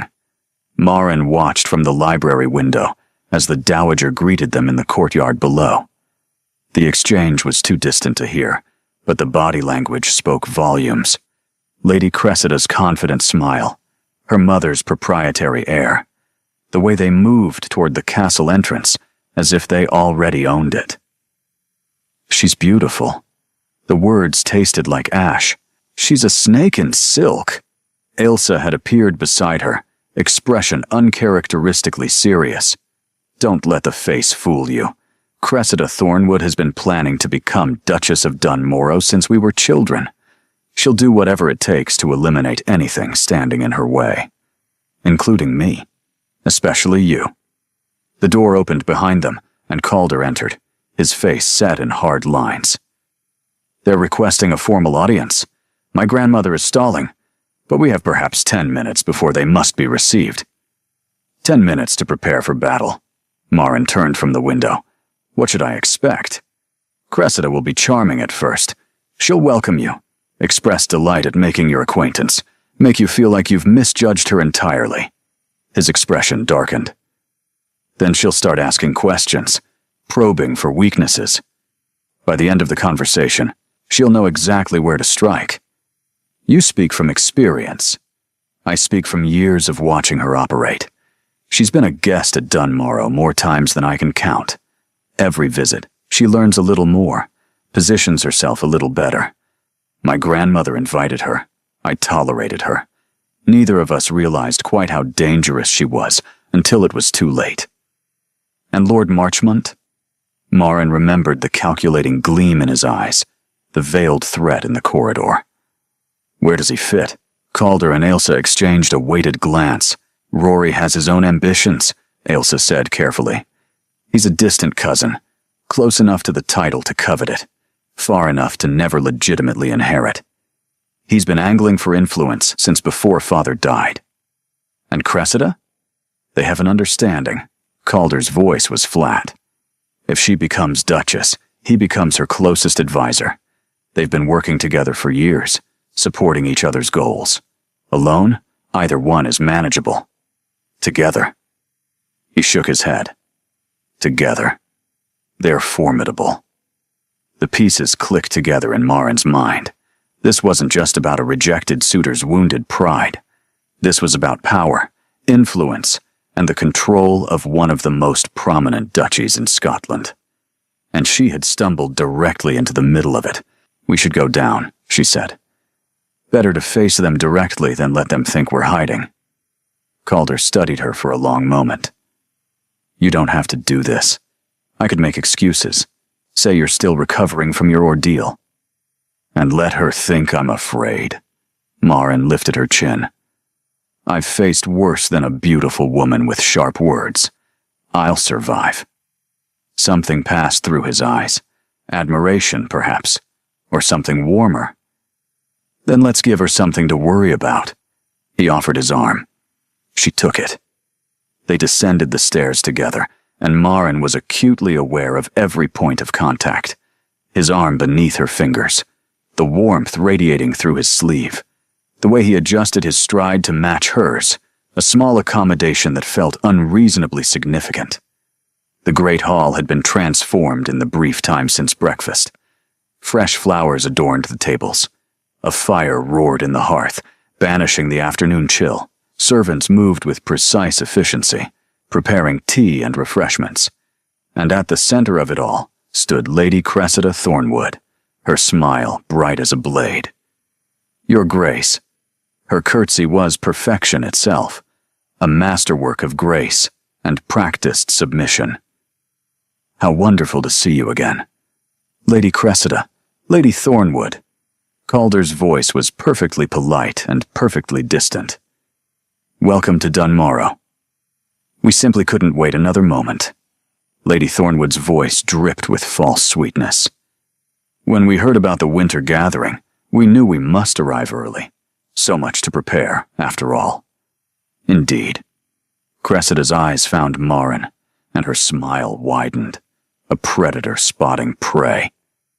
And this must be the mysterious stranger everyone's been whispering about, the one you pulled from the snow. Miss Marin Ashford. Calder's hand covered Marin's where it rested on his arm. a gesture of possession that sent heat flooding through her. My betrothed. The quiet that followed was absolute. Lady Thornwood's face went white, then red, then settled into something carefully neutral. But Cressida barely flinched. Her smile remained fixed, her eyes glittering with something that might have been amusement, or might have been murder. Betrothed. She repeated the word like tasting something unexpected. How sudden. I wasn't aware you were courting anyone, Your Grace. The circumstances were unusual. But then, genuine affection often defies convention. Genuine affection. Cressida turned that glittering gaze on Morin, examining her from head to toe with clinical precision. And where did you say your family was from, Miss Ashford? Glasgow, originally. Marin kept her voice steady. Though we've been settled in Edinburgh these past years. Glasgow! The word dripped with condescension. How? Provincial. I don't believe I'm familiar with the Ashfords. What does your father do?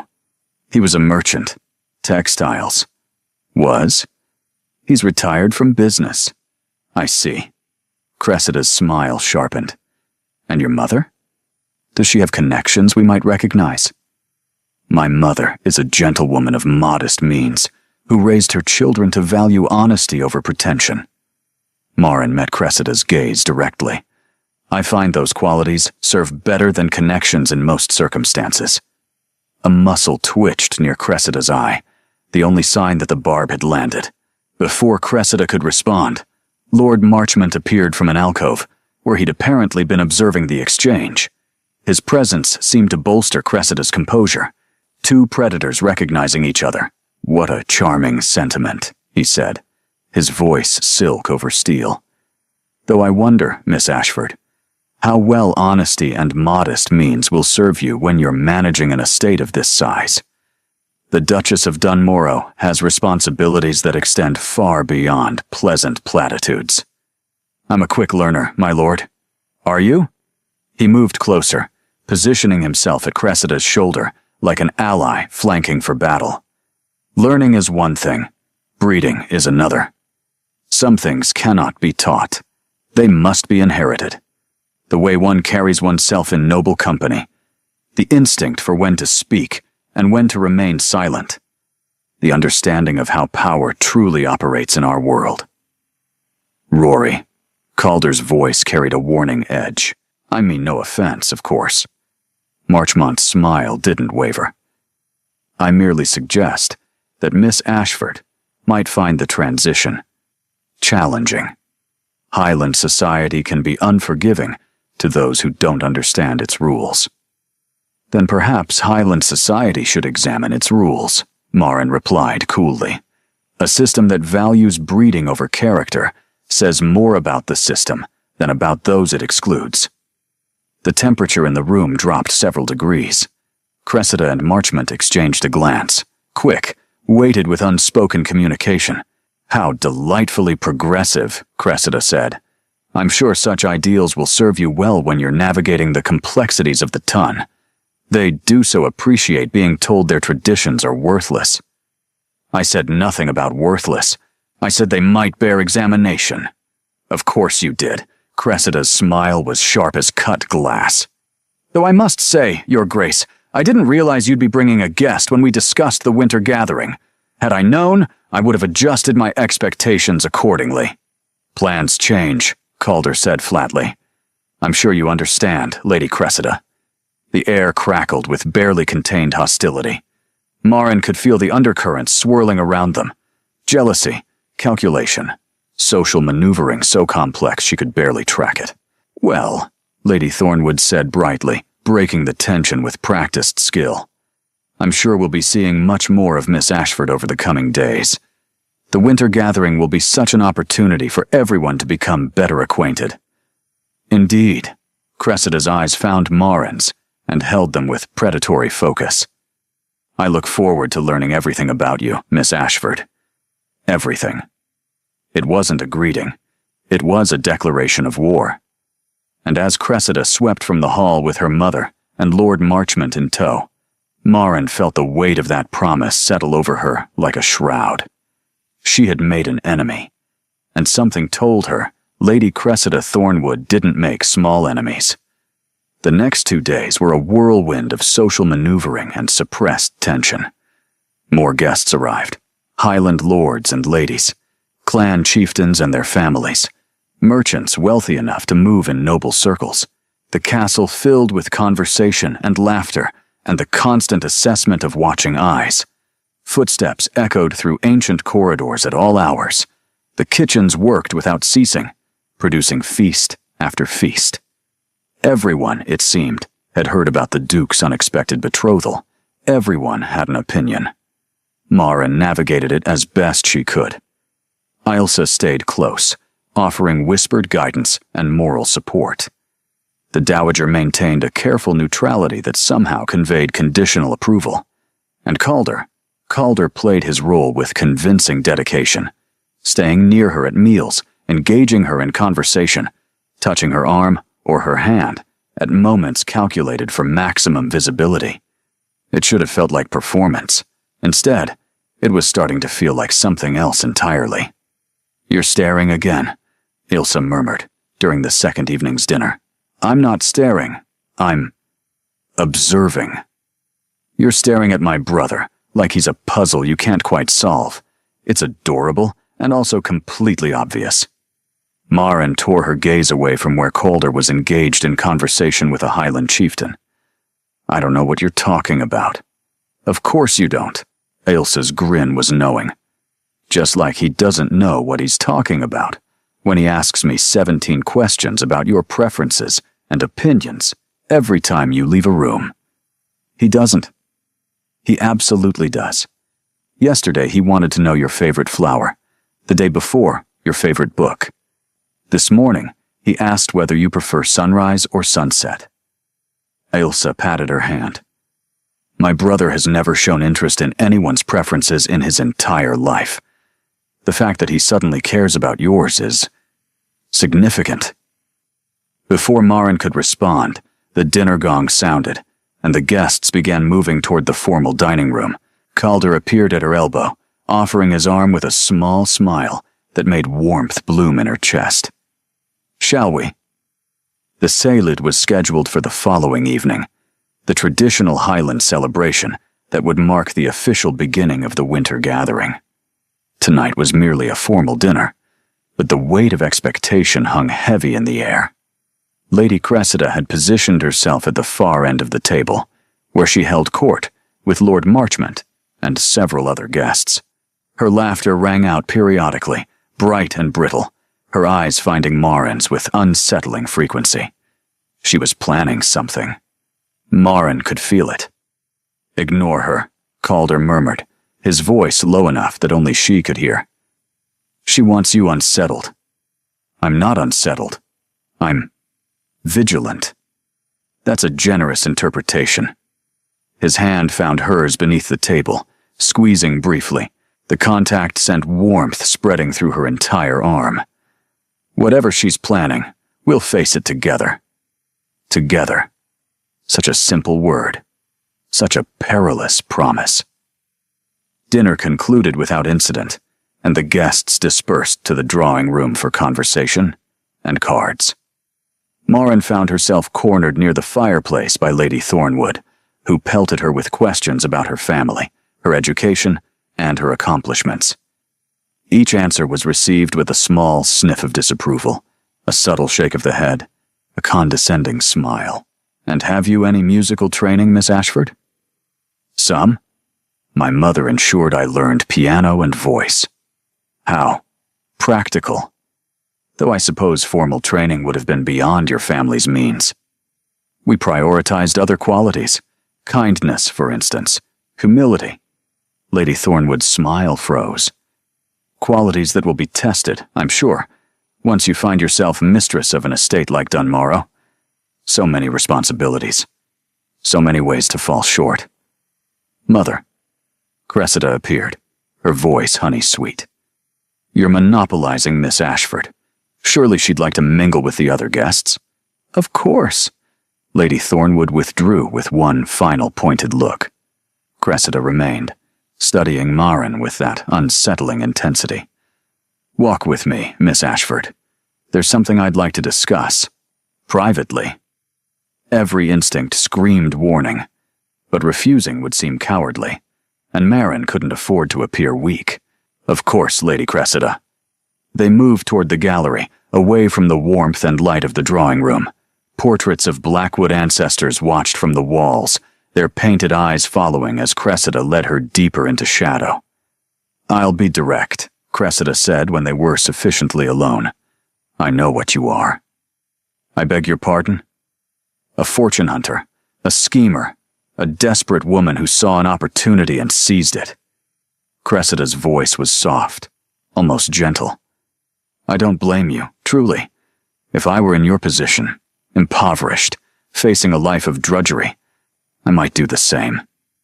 "You're mistaken. I never sought—" "Please," Cressida held up one elegant hand.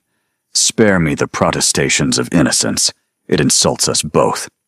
She moved closer, her perfume cloying in the close air. "Here is what will happen. You will end this engagement. Quietly, gracefully, in a manner that reflects well on everyone involved. You'll claim you realized your feelings were insufficient, or that the demands of the position exceeded your abilities. Whatever story suits you. And if I refuse, then I will make your life very uncomfortable." Cressida's smile didn't waver. "I have resources you cannot imagine, connections in every corner of society. I can ensure that every door in Scotland closes to you. Every position you might seek, every place you might find shelter. Gone. Your family's situation is already precarious, isn't it? Imagine how much worse it could become." Cold swept through Marin's veins. "You would destroy an innocent family to get what you want. I would do whatever is necessary to claim what is rightfully mine. Calder and I have been meant for each other since childhood. Our families have planned this union for decades. And you, a nobody from nowhere, will not stand in my way." The words hit like blows, but Marin refused to flinch. "Has it occurred to you that Calder doesn't want you? That perhaps his happiness matters more than your plans?" "His happiness?" Cressida laughed.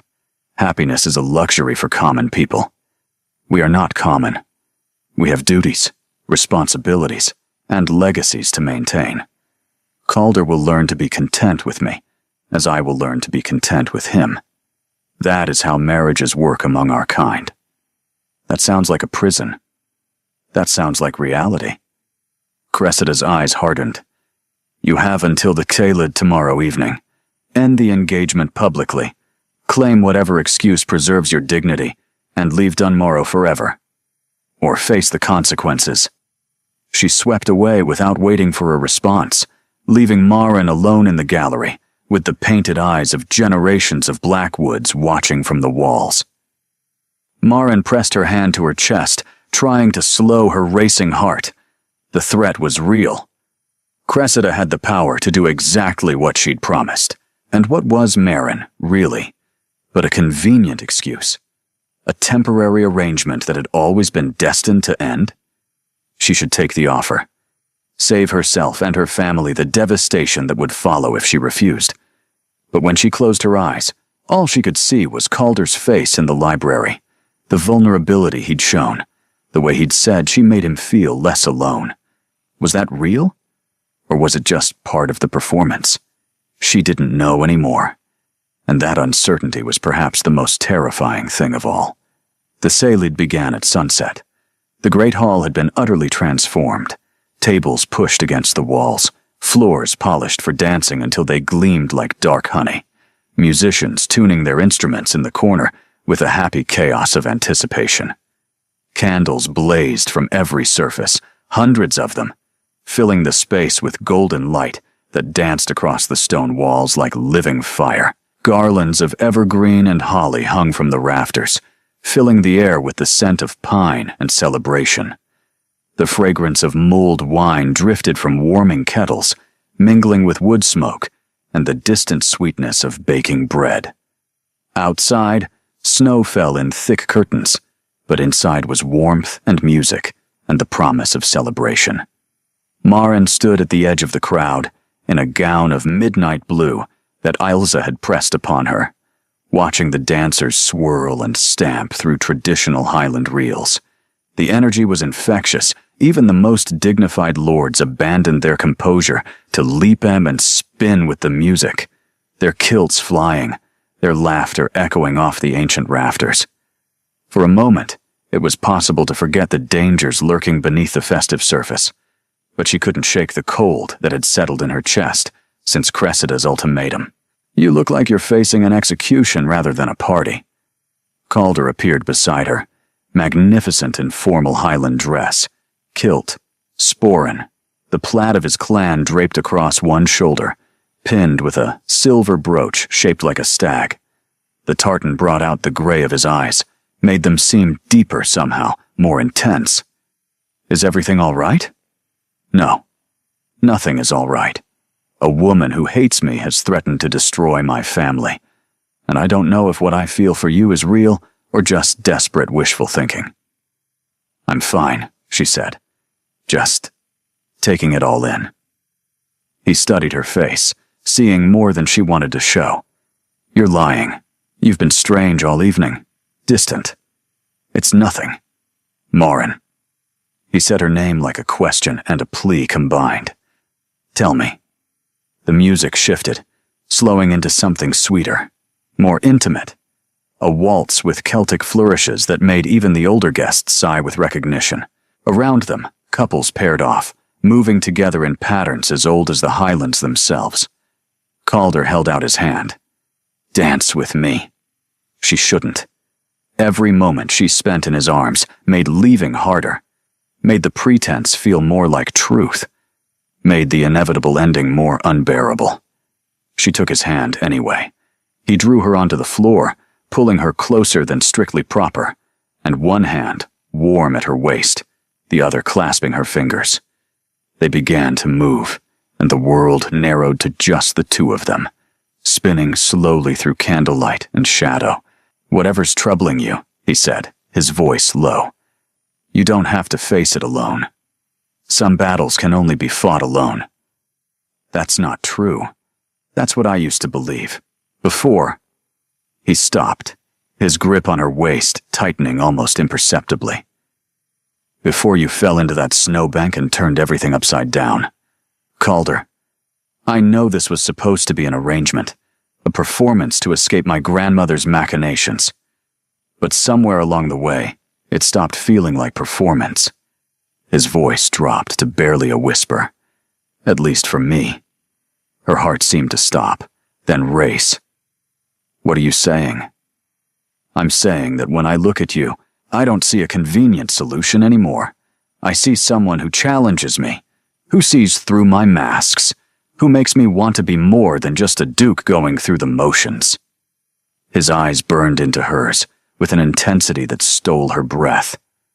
"I see someone I'm falling in love with." The words crashed through her like waves against a shore. "You can't," her voice shook.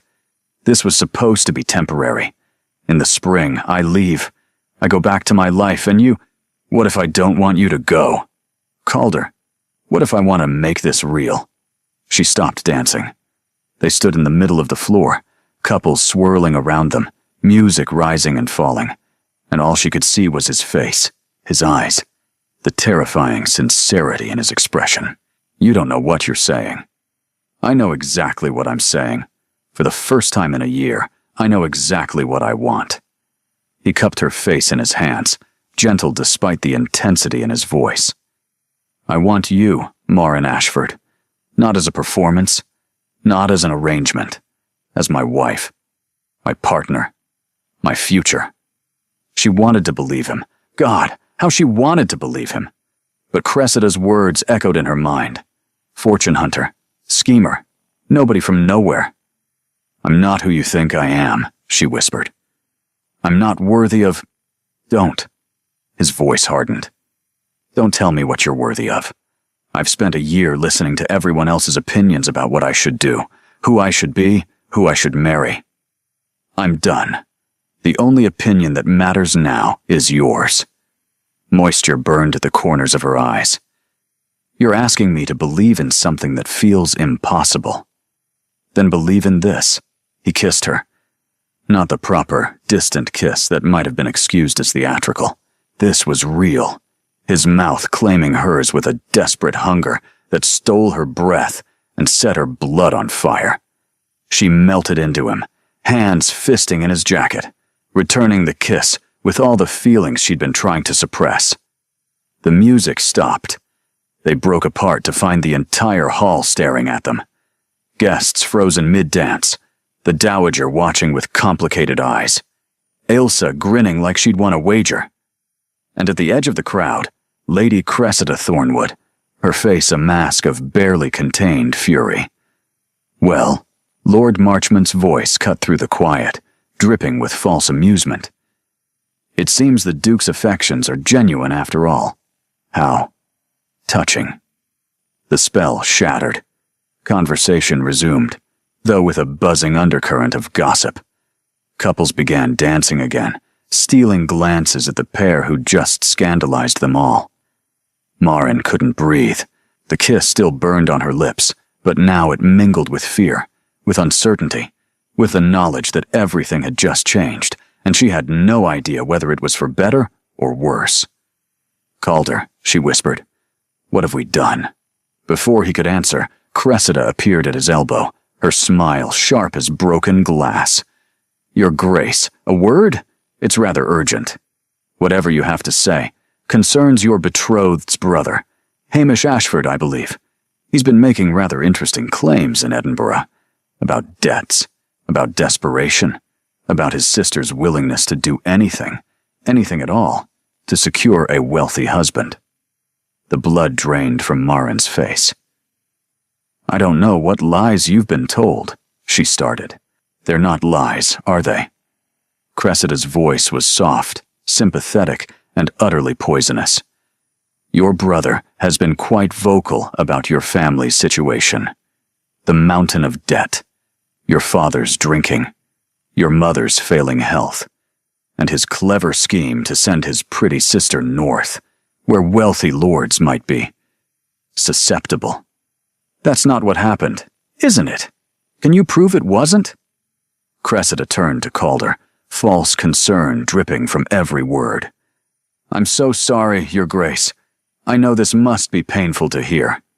But surely you'd rather know the truth now, before it's too late. The quiet that followed was devastating. Marin watched the doubt flicker across Calder's face, the way his expression tightened, the walls rebuilding behind his eyes.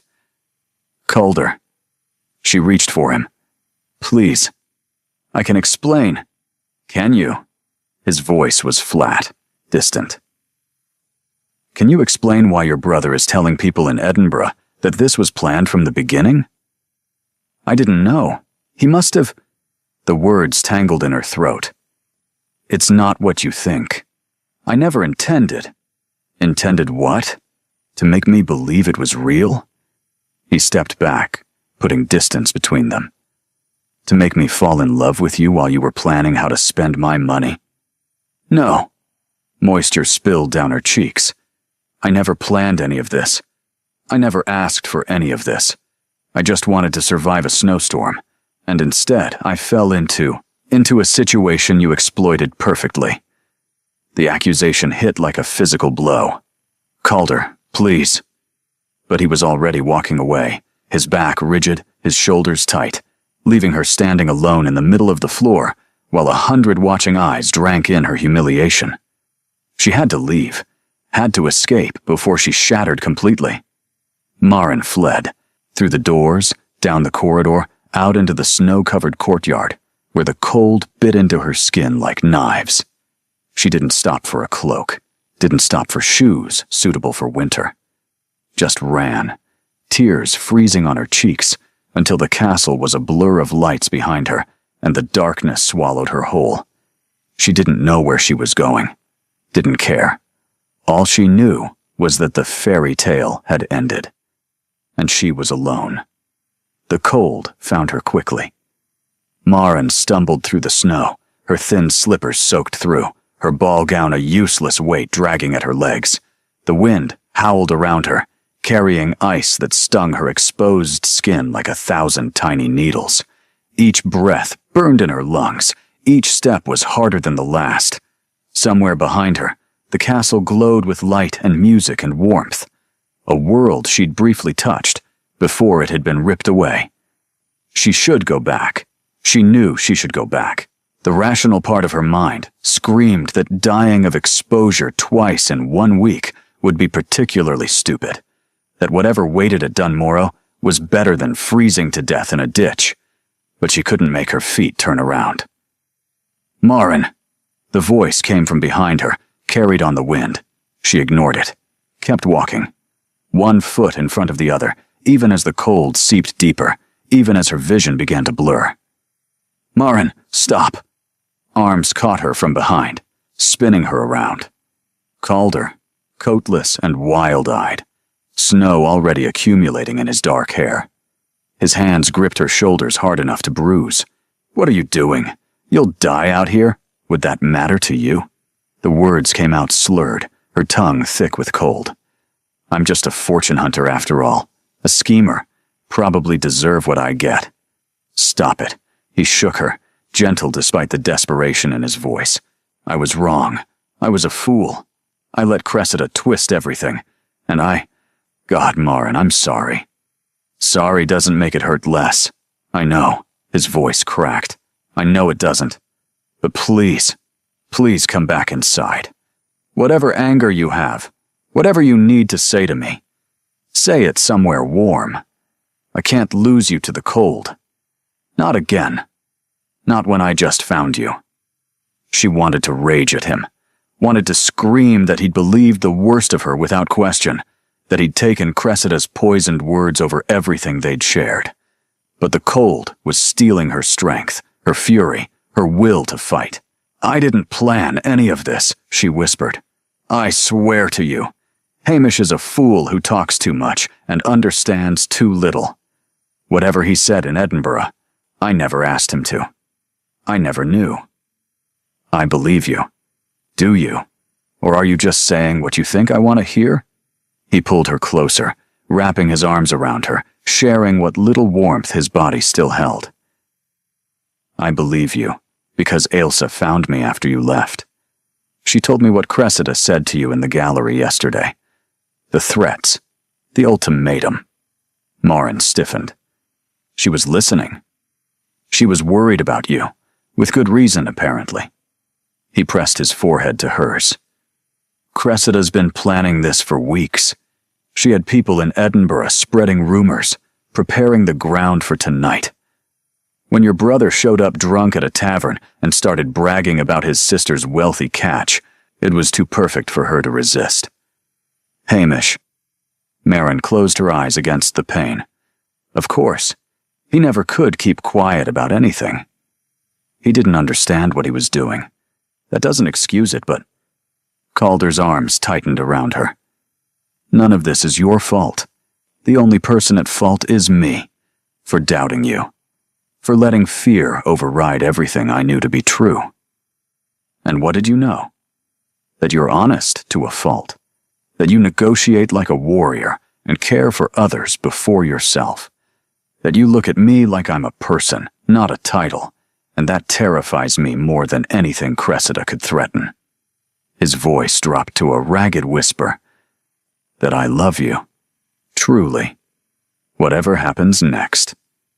The words enveloped her like the warmth she desperately needed. She wanted to believe them. Wanted it so badly she could taste it. "Take me inside," she said finally. "Please. I'm so cold." He swept her into his arms without hesitation, carrying her back through the snow toward the castle lights. She pressed her face against his chest, listening to the steady drum of his heartbeat, letting it anchor her to the world. They entered through a side door, avoiding the great hall and its watching crowds. Calder carried her to the library, their space, their sanctuary, where a fire still burned and blankets waited as if someone had known they'd need them. He settled her into a chair before the hearth, wrapping her in wool and fur. chafing her frozen hands between his own. "Ilsa's gathering your things," he said, his voice soft. "Fenella is preparing a hot bath. You need to warm slowly. Frostbite is a risk if we're not careful." Calder. She caught his hands, stilling their motion. "What happens now? Now you rest, you recover.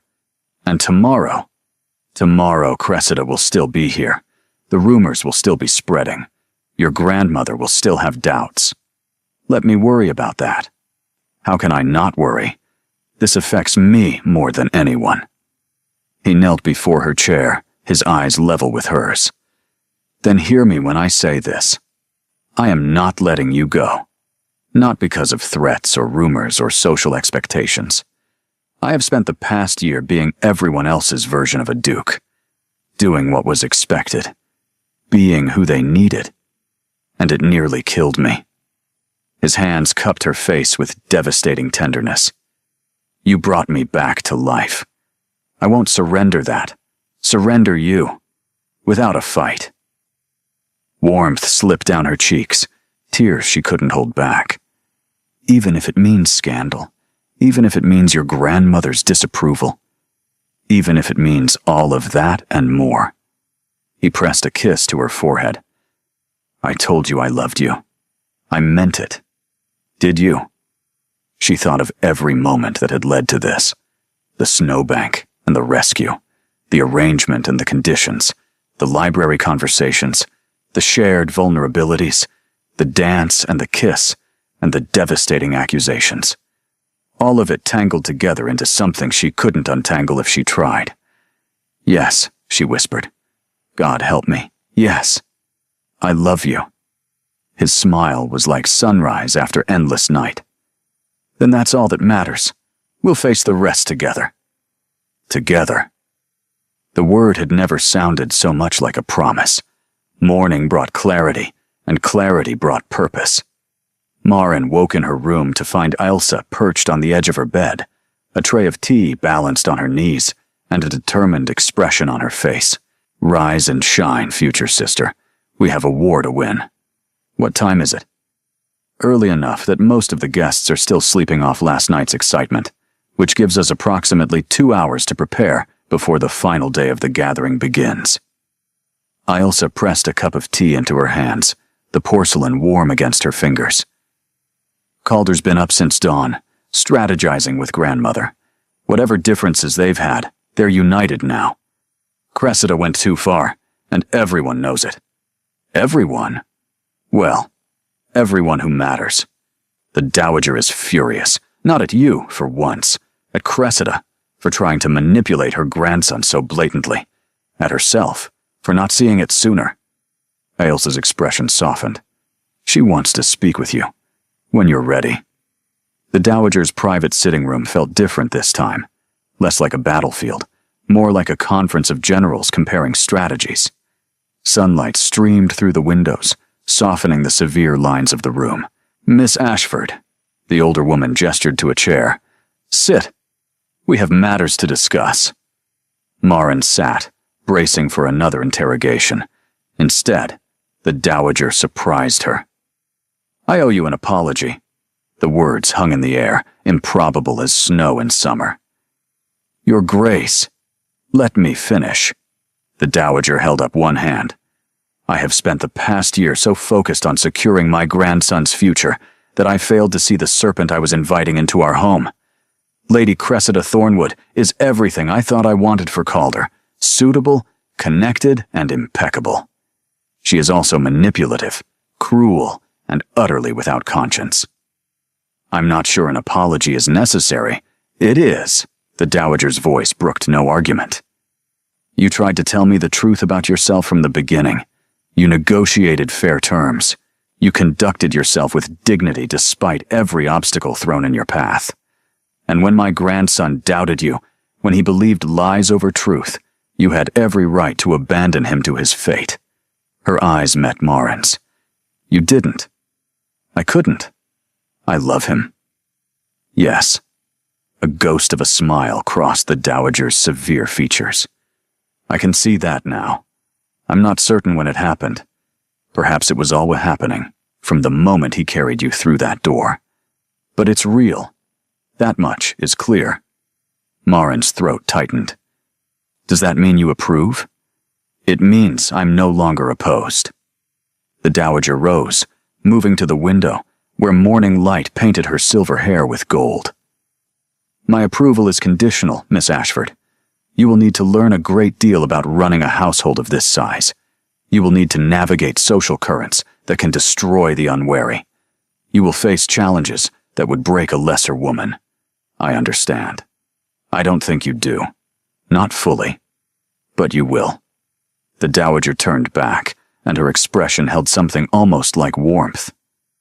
Calder has asked my blessing to make your engagement public and permanent. To marry you before the winter gathering ends. Marin's breath caught in her chest. Before, you mean today? This evening, specifically. Before the final feast, in the castle chapel, with every guest in attendance. The Dowager's smile was grim. It's a bold move, unconventional. Lady Cressida will be humiliated publicly, and her family will never forgive the slight. But it will also make clear, beyond any doubt, that you are the Duchess of Dunmorrow, and that no rumor or scheme can change that. Isn't it, rather, fast? Fast implies uncertainty. Calder has none. The question is whether you do. Marin thought of her father, who'd married her mother within 3 weeks of meeting her, and never regretted it, despite everything that came after. Thought of her mother's words, that love required courage, that happiness was worth the risk of pain. Thought of Calder's eyes in the snow, desperate and raw and absolutely certain. I have no uncertainty, she said. Only fear. Fear of what? That I'll fail. That I'll embarrass him. That I'll prove everyone right who said I didn't belong here. The Dowager crossed the room and took Marin's hands. The first time she'd touched her voluntarily, her grip was surprisingly strong. Listen to me, girl. I have watched every potential bride my grandson has been presented with. Cressida, yes, but dozens of others before her. Women with perfect pedigrees and perfect manners and absolutely nothing behind their eyes. You are the first one who made him argue with me. The first one who made him laugh. The first one who made him want something beyond duty. Her grip tightened. You will make mistakes. You will stumble. There will be moments when you feel entirely inadequate for the role you've accepted. But you will also bring life back to this house. Life it has been missing since my son died. Since my grandson retreated into grief and duty and emptiness. That is worth more than any pedigree in Scotland. Marin's eyes blurred with unshed emotion. Thank you, Your Grace. Thank me by making him happy. The Dowager released her hands and moved toward the door. Now go. Ailsa is waiting with a wedding dress, and we have a great deal to accomplish before sunset. The chapel at Dunmorrow was ancient. Stone walls worn smooth by centuries of prayer, their surfaces bearing the marks of countless hands that had touched them, seeking comfort or blessing. Stained glass windows cast jeweled light across wooden pews, burnished by generations of faithful. Ruby red, sapphire blue, emerald green falling in patterns across the stone floor like scattered gems. An altar where Blackwoods had pledged their lives to one another since the time of Robert the Bruce, where love had been sworn and families begun and dynasties built stone by stone over hundreds of years. The air smelled of beeswax candles and ancient wood, of centuries of incense, and the faint, lingering sweetness of dried flowers pressed into prayer books. Tonight, every seat was filled. Marin stood at the chapel doors, her hand trembling on Ailsa's arm. The dress she wore was ivory silk, hastily altered from something in the family collection. The same dress, Ailsa had whispered with shining eyes, that their mother had worn when she married their father. Her hair was crowned with Highland wildflowers, preserved from summer in the Dowager's hothouse, delicate purple heather and white roses and sprigs of green that caught the candlelight. Ready? Ailsa whispered. Through the doorway, Marin could see the gathered guests, the Highland lords and ladies she'd met over the past days, their faces a mixture of curiosity and approval. The dowager, seated in the front row, her expression complicated, but no longer hostile, perhaps even proud. Lord Marchmont, watching from a corner with calculation giving way to something that looked almost like defeat. And Cressida Thornwood, forced by social obligation to witness the wedding of the man she'd schemed to claim as her own. Her face was a mask of perfect composure, but her knuckles were white where they gripped her fan, and her mother sat beside her, looking as though she'd swallowed something sour. But none of that mattered, because at the altar, waiting for her, stood Calder. He wore the formal dress of his clan, kilt and jacket, the blackwood plaid draped across his shoulder, a sprig of heather pinned above his heart. His dark hair had been tamed into respectability, though one stubborn lock still fell across his forehead. His posture was perfect, every inch the Duke of Dunmorrow. But his eyes, those gray eyes that had haunted her dreams since the moment she'd woken in his arms, held nothing of duty or performance or pretense. They held only love. "I'm ready," Marin whispered. The walk down the aisle felt both eternal and instantaneous. She was aware of every face turning to watch her, every whisper and every assessment. The rustle of silk and wool as guests shifted in their seats, the soft strains of a harp playing somewhere in the shadows. But she kept her eyes on Calder, letting his gaze anchor her, guide her, carry her forward. When she reached the altar, he took her hands in his. "You came," he said, his voice rough with emotion. "Did you doubt I would?" "Never." His smile was the sun breaking through clouds. "But I wouldn't have blamed you if you'd run. I'm done running." The ceremony was traditional, the words ancient, promises of love and loyalty, fidelity and faith spoken in this very chapel for centuries uncounted. The minister spoke of duty and honor, but also of love, of partnership, of two souls choosing to walk together through whatever storms might come. Marin spoke her vows with a voice that only trembled slightly, each word a promise she meant with her whole heart. Calder spoke his like vows to God himself, his eyes never leaving hers, his voice ringing through the chapel with absolute certainty. When the moment came for the ring, a simple gold band that had belonged to his mother, passed down through generations of Blackwood brides, warm from being held close to his heart, Calder slid it onto her finger with hands that were perfectly steady. "With this ring I thee wed," he said. "With my body I thee worship, and with all my worldly goods I thee endow." The minister pronounced them husband and wife, and Calder kissed her. Not the careful proper kiss of a public ceremony. This was the kiss from the Thalit, reborn, deep and claiming and absolutely certain. She melted into him, her hands fisting in his jacket, the cheers and applause of the crowd washing over them like waves breaking on a Highland shore. When they finally broke apart, breathless and laughing, she caught a glimpse of Cressida's face, pale with fury, twisted with defeat, already turning toward the door with her mother in tow. "Let her go," Calder murmured. "She's lost. She knows it." "I almost feel sorry for her." "Don't. She would have shown you no mercy." He tucked her hand into the crook of his arm. "Are you ready to face the feast, Duchess?" Duchess. The title that had seemed impossible now felt like coming home. With you. Anything. 6 months later, spring came to the Highlands like a benediction.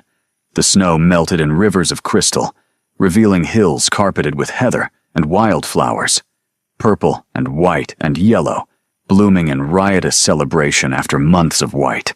The lochs sparkled under pale sunshine, their surfaces rippling with the movements of fish and the reflections of clouds sailing overhead. And Dunmorrow Castle, which had seemed so forbidding in winter, now glowed with warmth and life, its gray stones softened by climbing roses and ivy. Marin stood in the library, her library now, as much as it was Calder's. watching her husband sort through his father's books. He'd been doing this for weeks, finally facing the grief he'd buried for so long. Some days were harder than others. Some days, he needed her to simply sit beside him and hold his hand while he remembered. Today was one of the good days. Look at this. He held up a letter, yellowed with age. It was tucked inside my mother's favorite volume, the one Ilsa mentioned during the tour, the book Mother used to read aloud to Father every evening. I never thought to look inside. Maren crossed to him, reading over his shoulder. My darling boy, the letter began. If you're reading this, I've gone somewhere you cannot follow. But I need you to know. She read the rest in silence, her eyes blurring with unshed emotion. That love is never a risk. Love is the only certainty in an uncertain world. Whatever doubts you carry, whatever fears hold you back, remember this. To love and be loved is the greatest gift we're given. Don't waste it on duty alone. Don't let fear steal what could be beautiful. Choose happiness, my son. Choose love. Choose to live, truly live, for as long as you're given. Your mother, who will love you always. Calder's hands trembled on the paper. Maren embraced him from behind, pressing her cheek to his shoulder, feeling the tension slowly drain from his body as he let her hold him. She would have loved you, he said hoarsely. I know she would have. I wish I could have known her. You know her through me, through Ilsa, through every good thing she built in this family. He turned in her arms, cupping her face with gentle hands. She told me to choose love, to choose happiness. I did. So did I. He kissed her, soft and sweet, and the library filled with spring sunshine streaming through tall windows, painting everything in gold. Outside the window, a carriage approached on the road from the village. Maren recognized the crest, her own family's, though their circumstances had improved dramatically since the wedding. Her father was recovering, slowly but steadily, finding purpose in managing a small textile venture Calder had arranged. Her mother had a cottage of her own on the estate grounds, filled with comfort and ease and grandchildren to spoil soon enough. Even Hamish had found honest work as a factor for one of the estate's tenants, kept out of trouble by the combined influence of ducal connections and sisterly threats. Your mother's arriving early, Calder observed. She's excited about the news. Maren's hand drifted to her stomach, where a new life had just begun to grow. We should probably tell her before she guesses on her own. She'll cry. Of course she'll cry. She's my mother. He pulled her close, pressing a kiss to her forehead. Are you happy? She thought of the snowbank, where her old life had ended, the arms that had carried her to safety, the impossible bargain that had become an unexpected love, the family she'd found, the home she'd made, the future stretching before them like an endless Highland summer. Yes, she said simply, completely. And outside the library windows, the world bloomed with possibility. Thank you for listening. You are the reason these stories exist, because you believe in love that conquers fear, in courage that defies expectation, in endings that feel earned and true. If this story touched your heart, consider subscribing for more romances with emotional depth and genuine connection. Until next time, may you find your own happily ever after.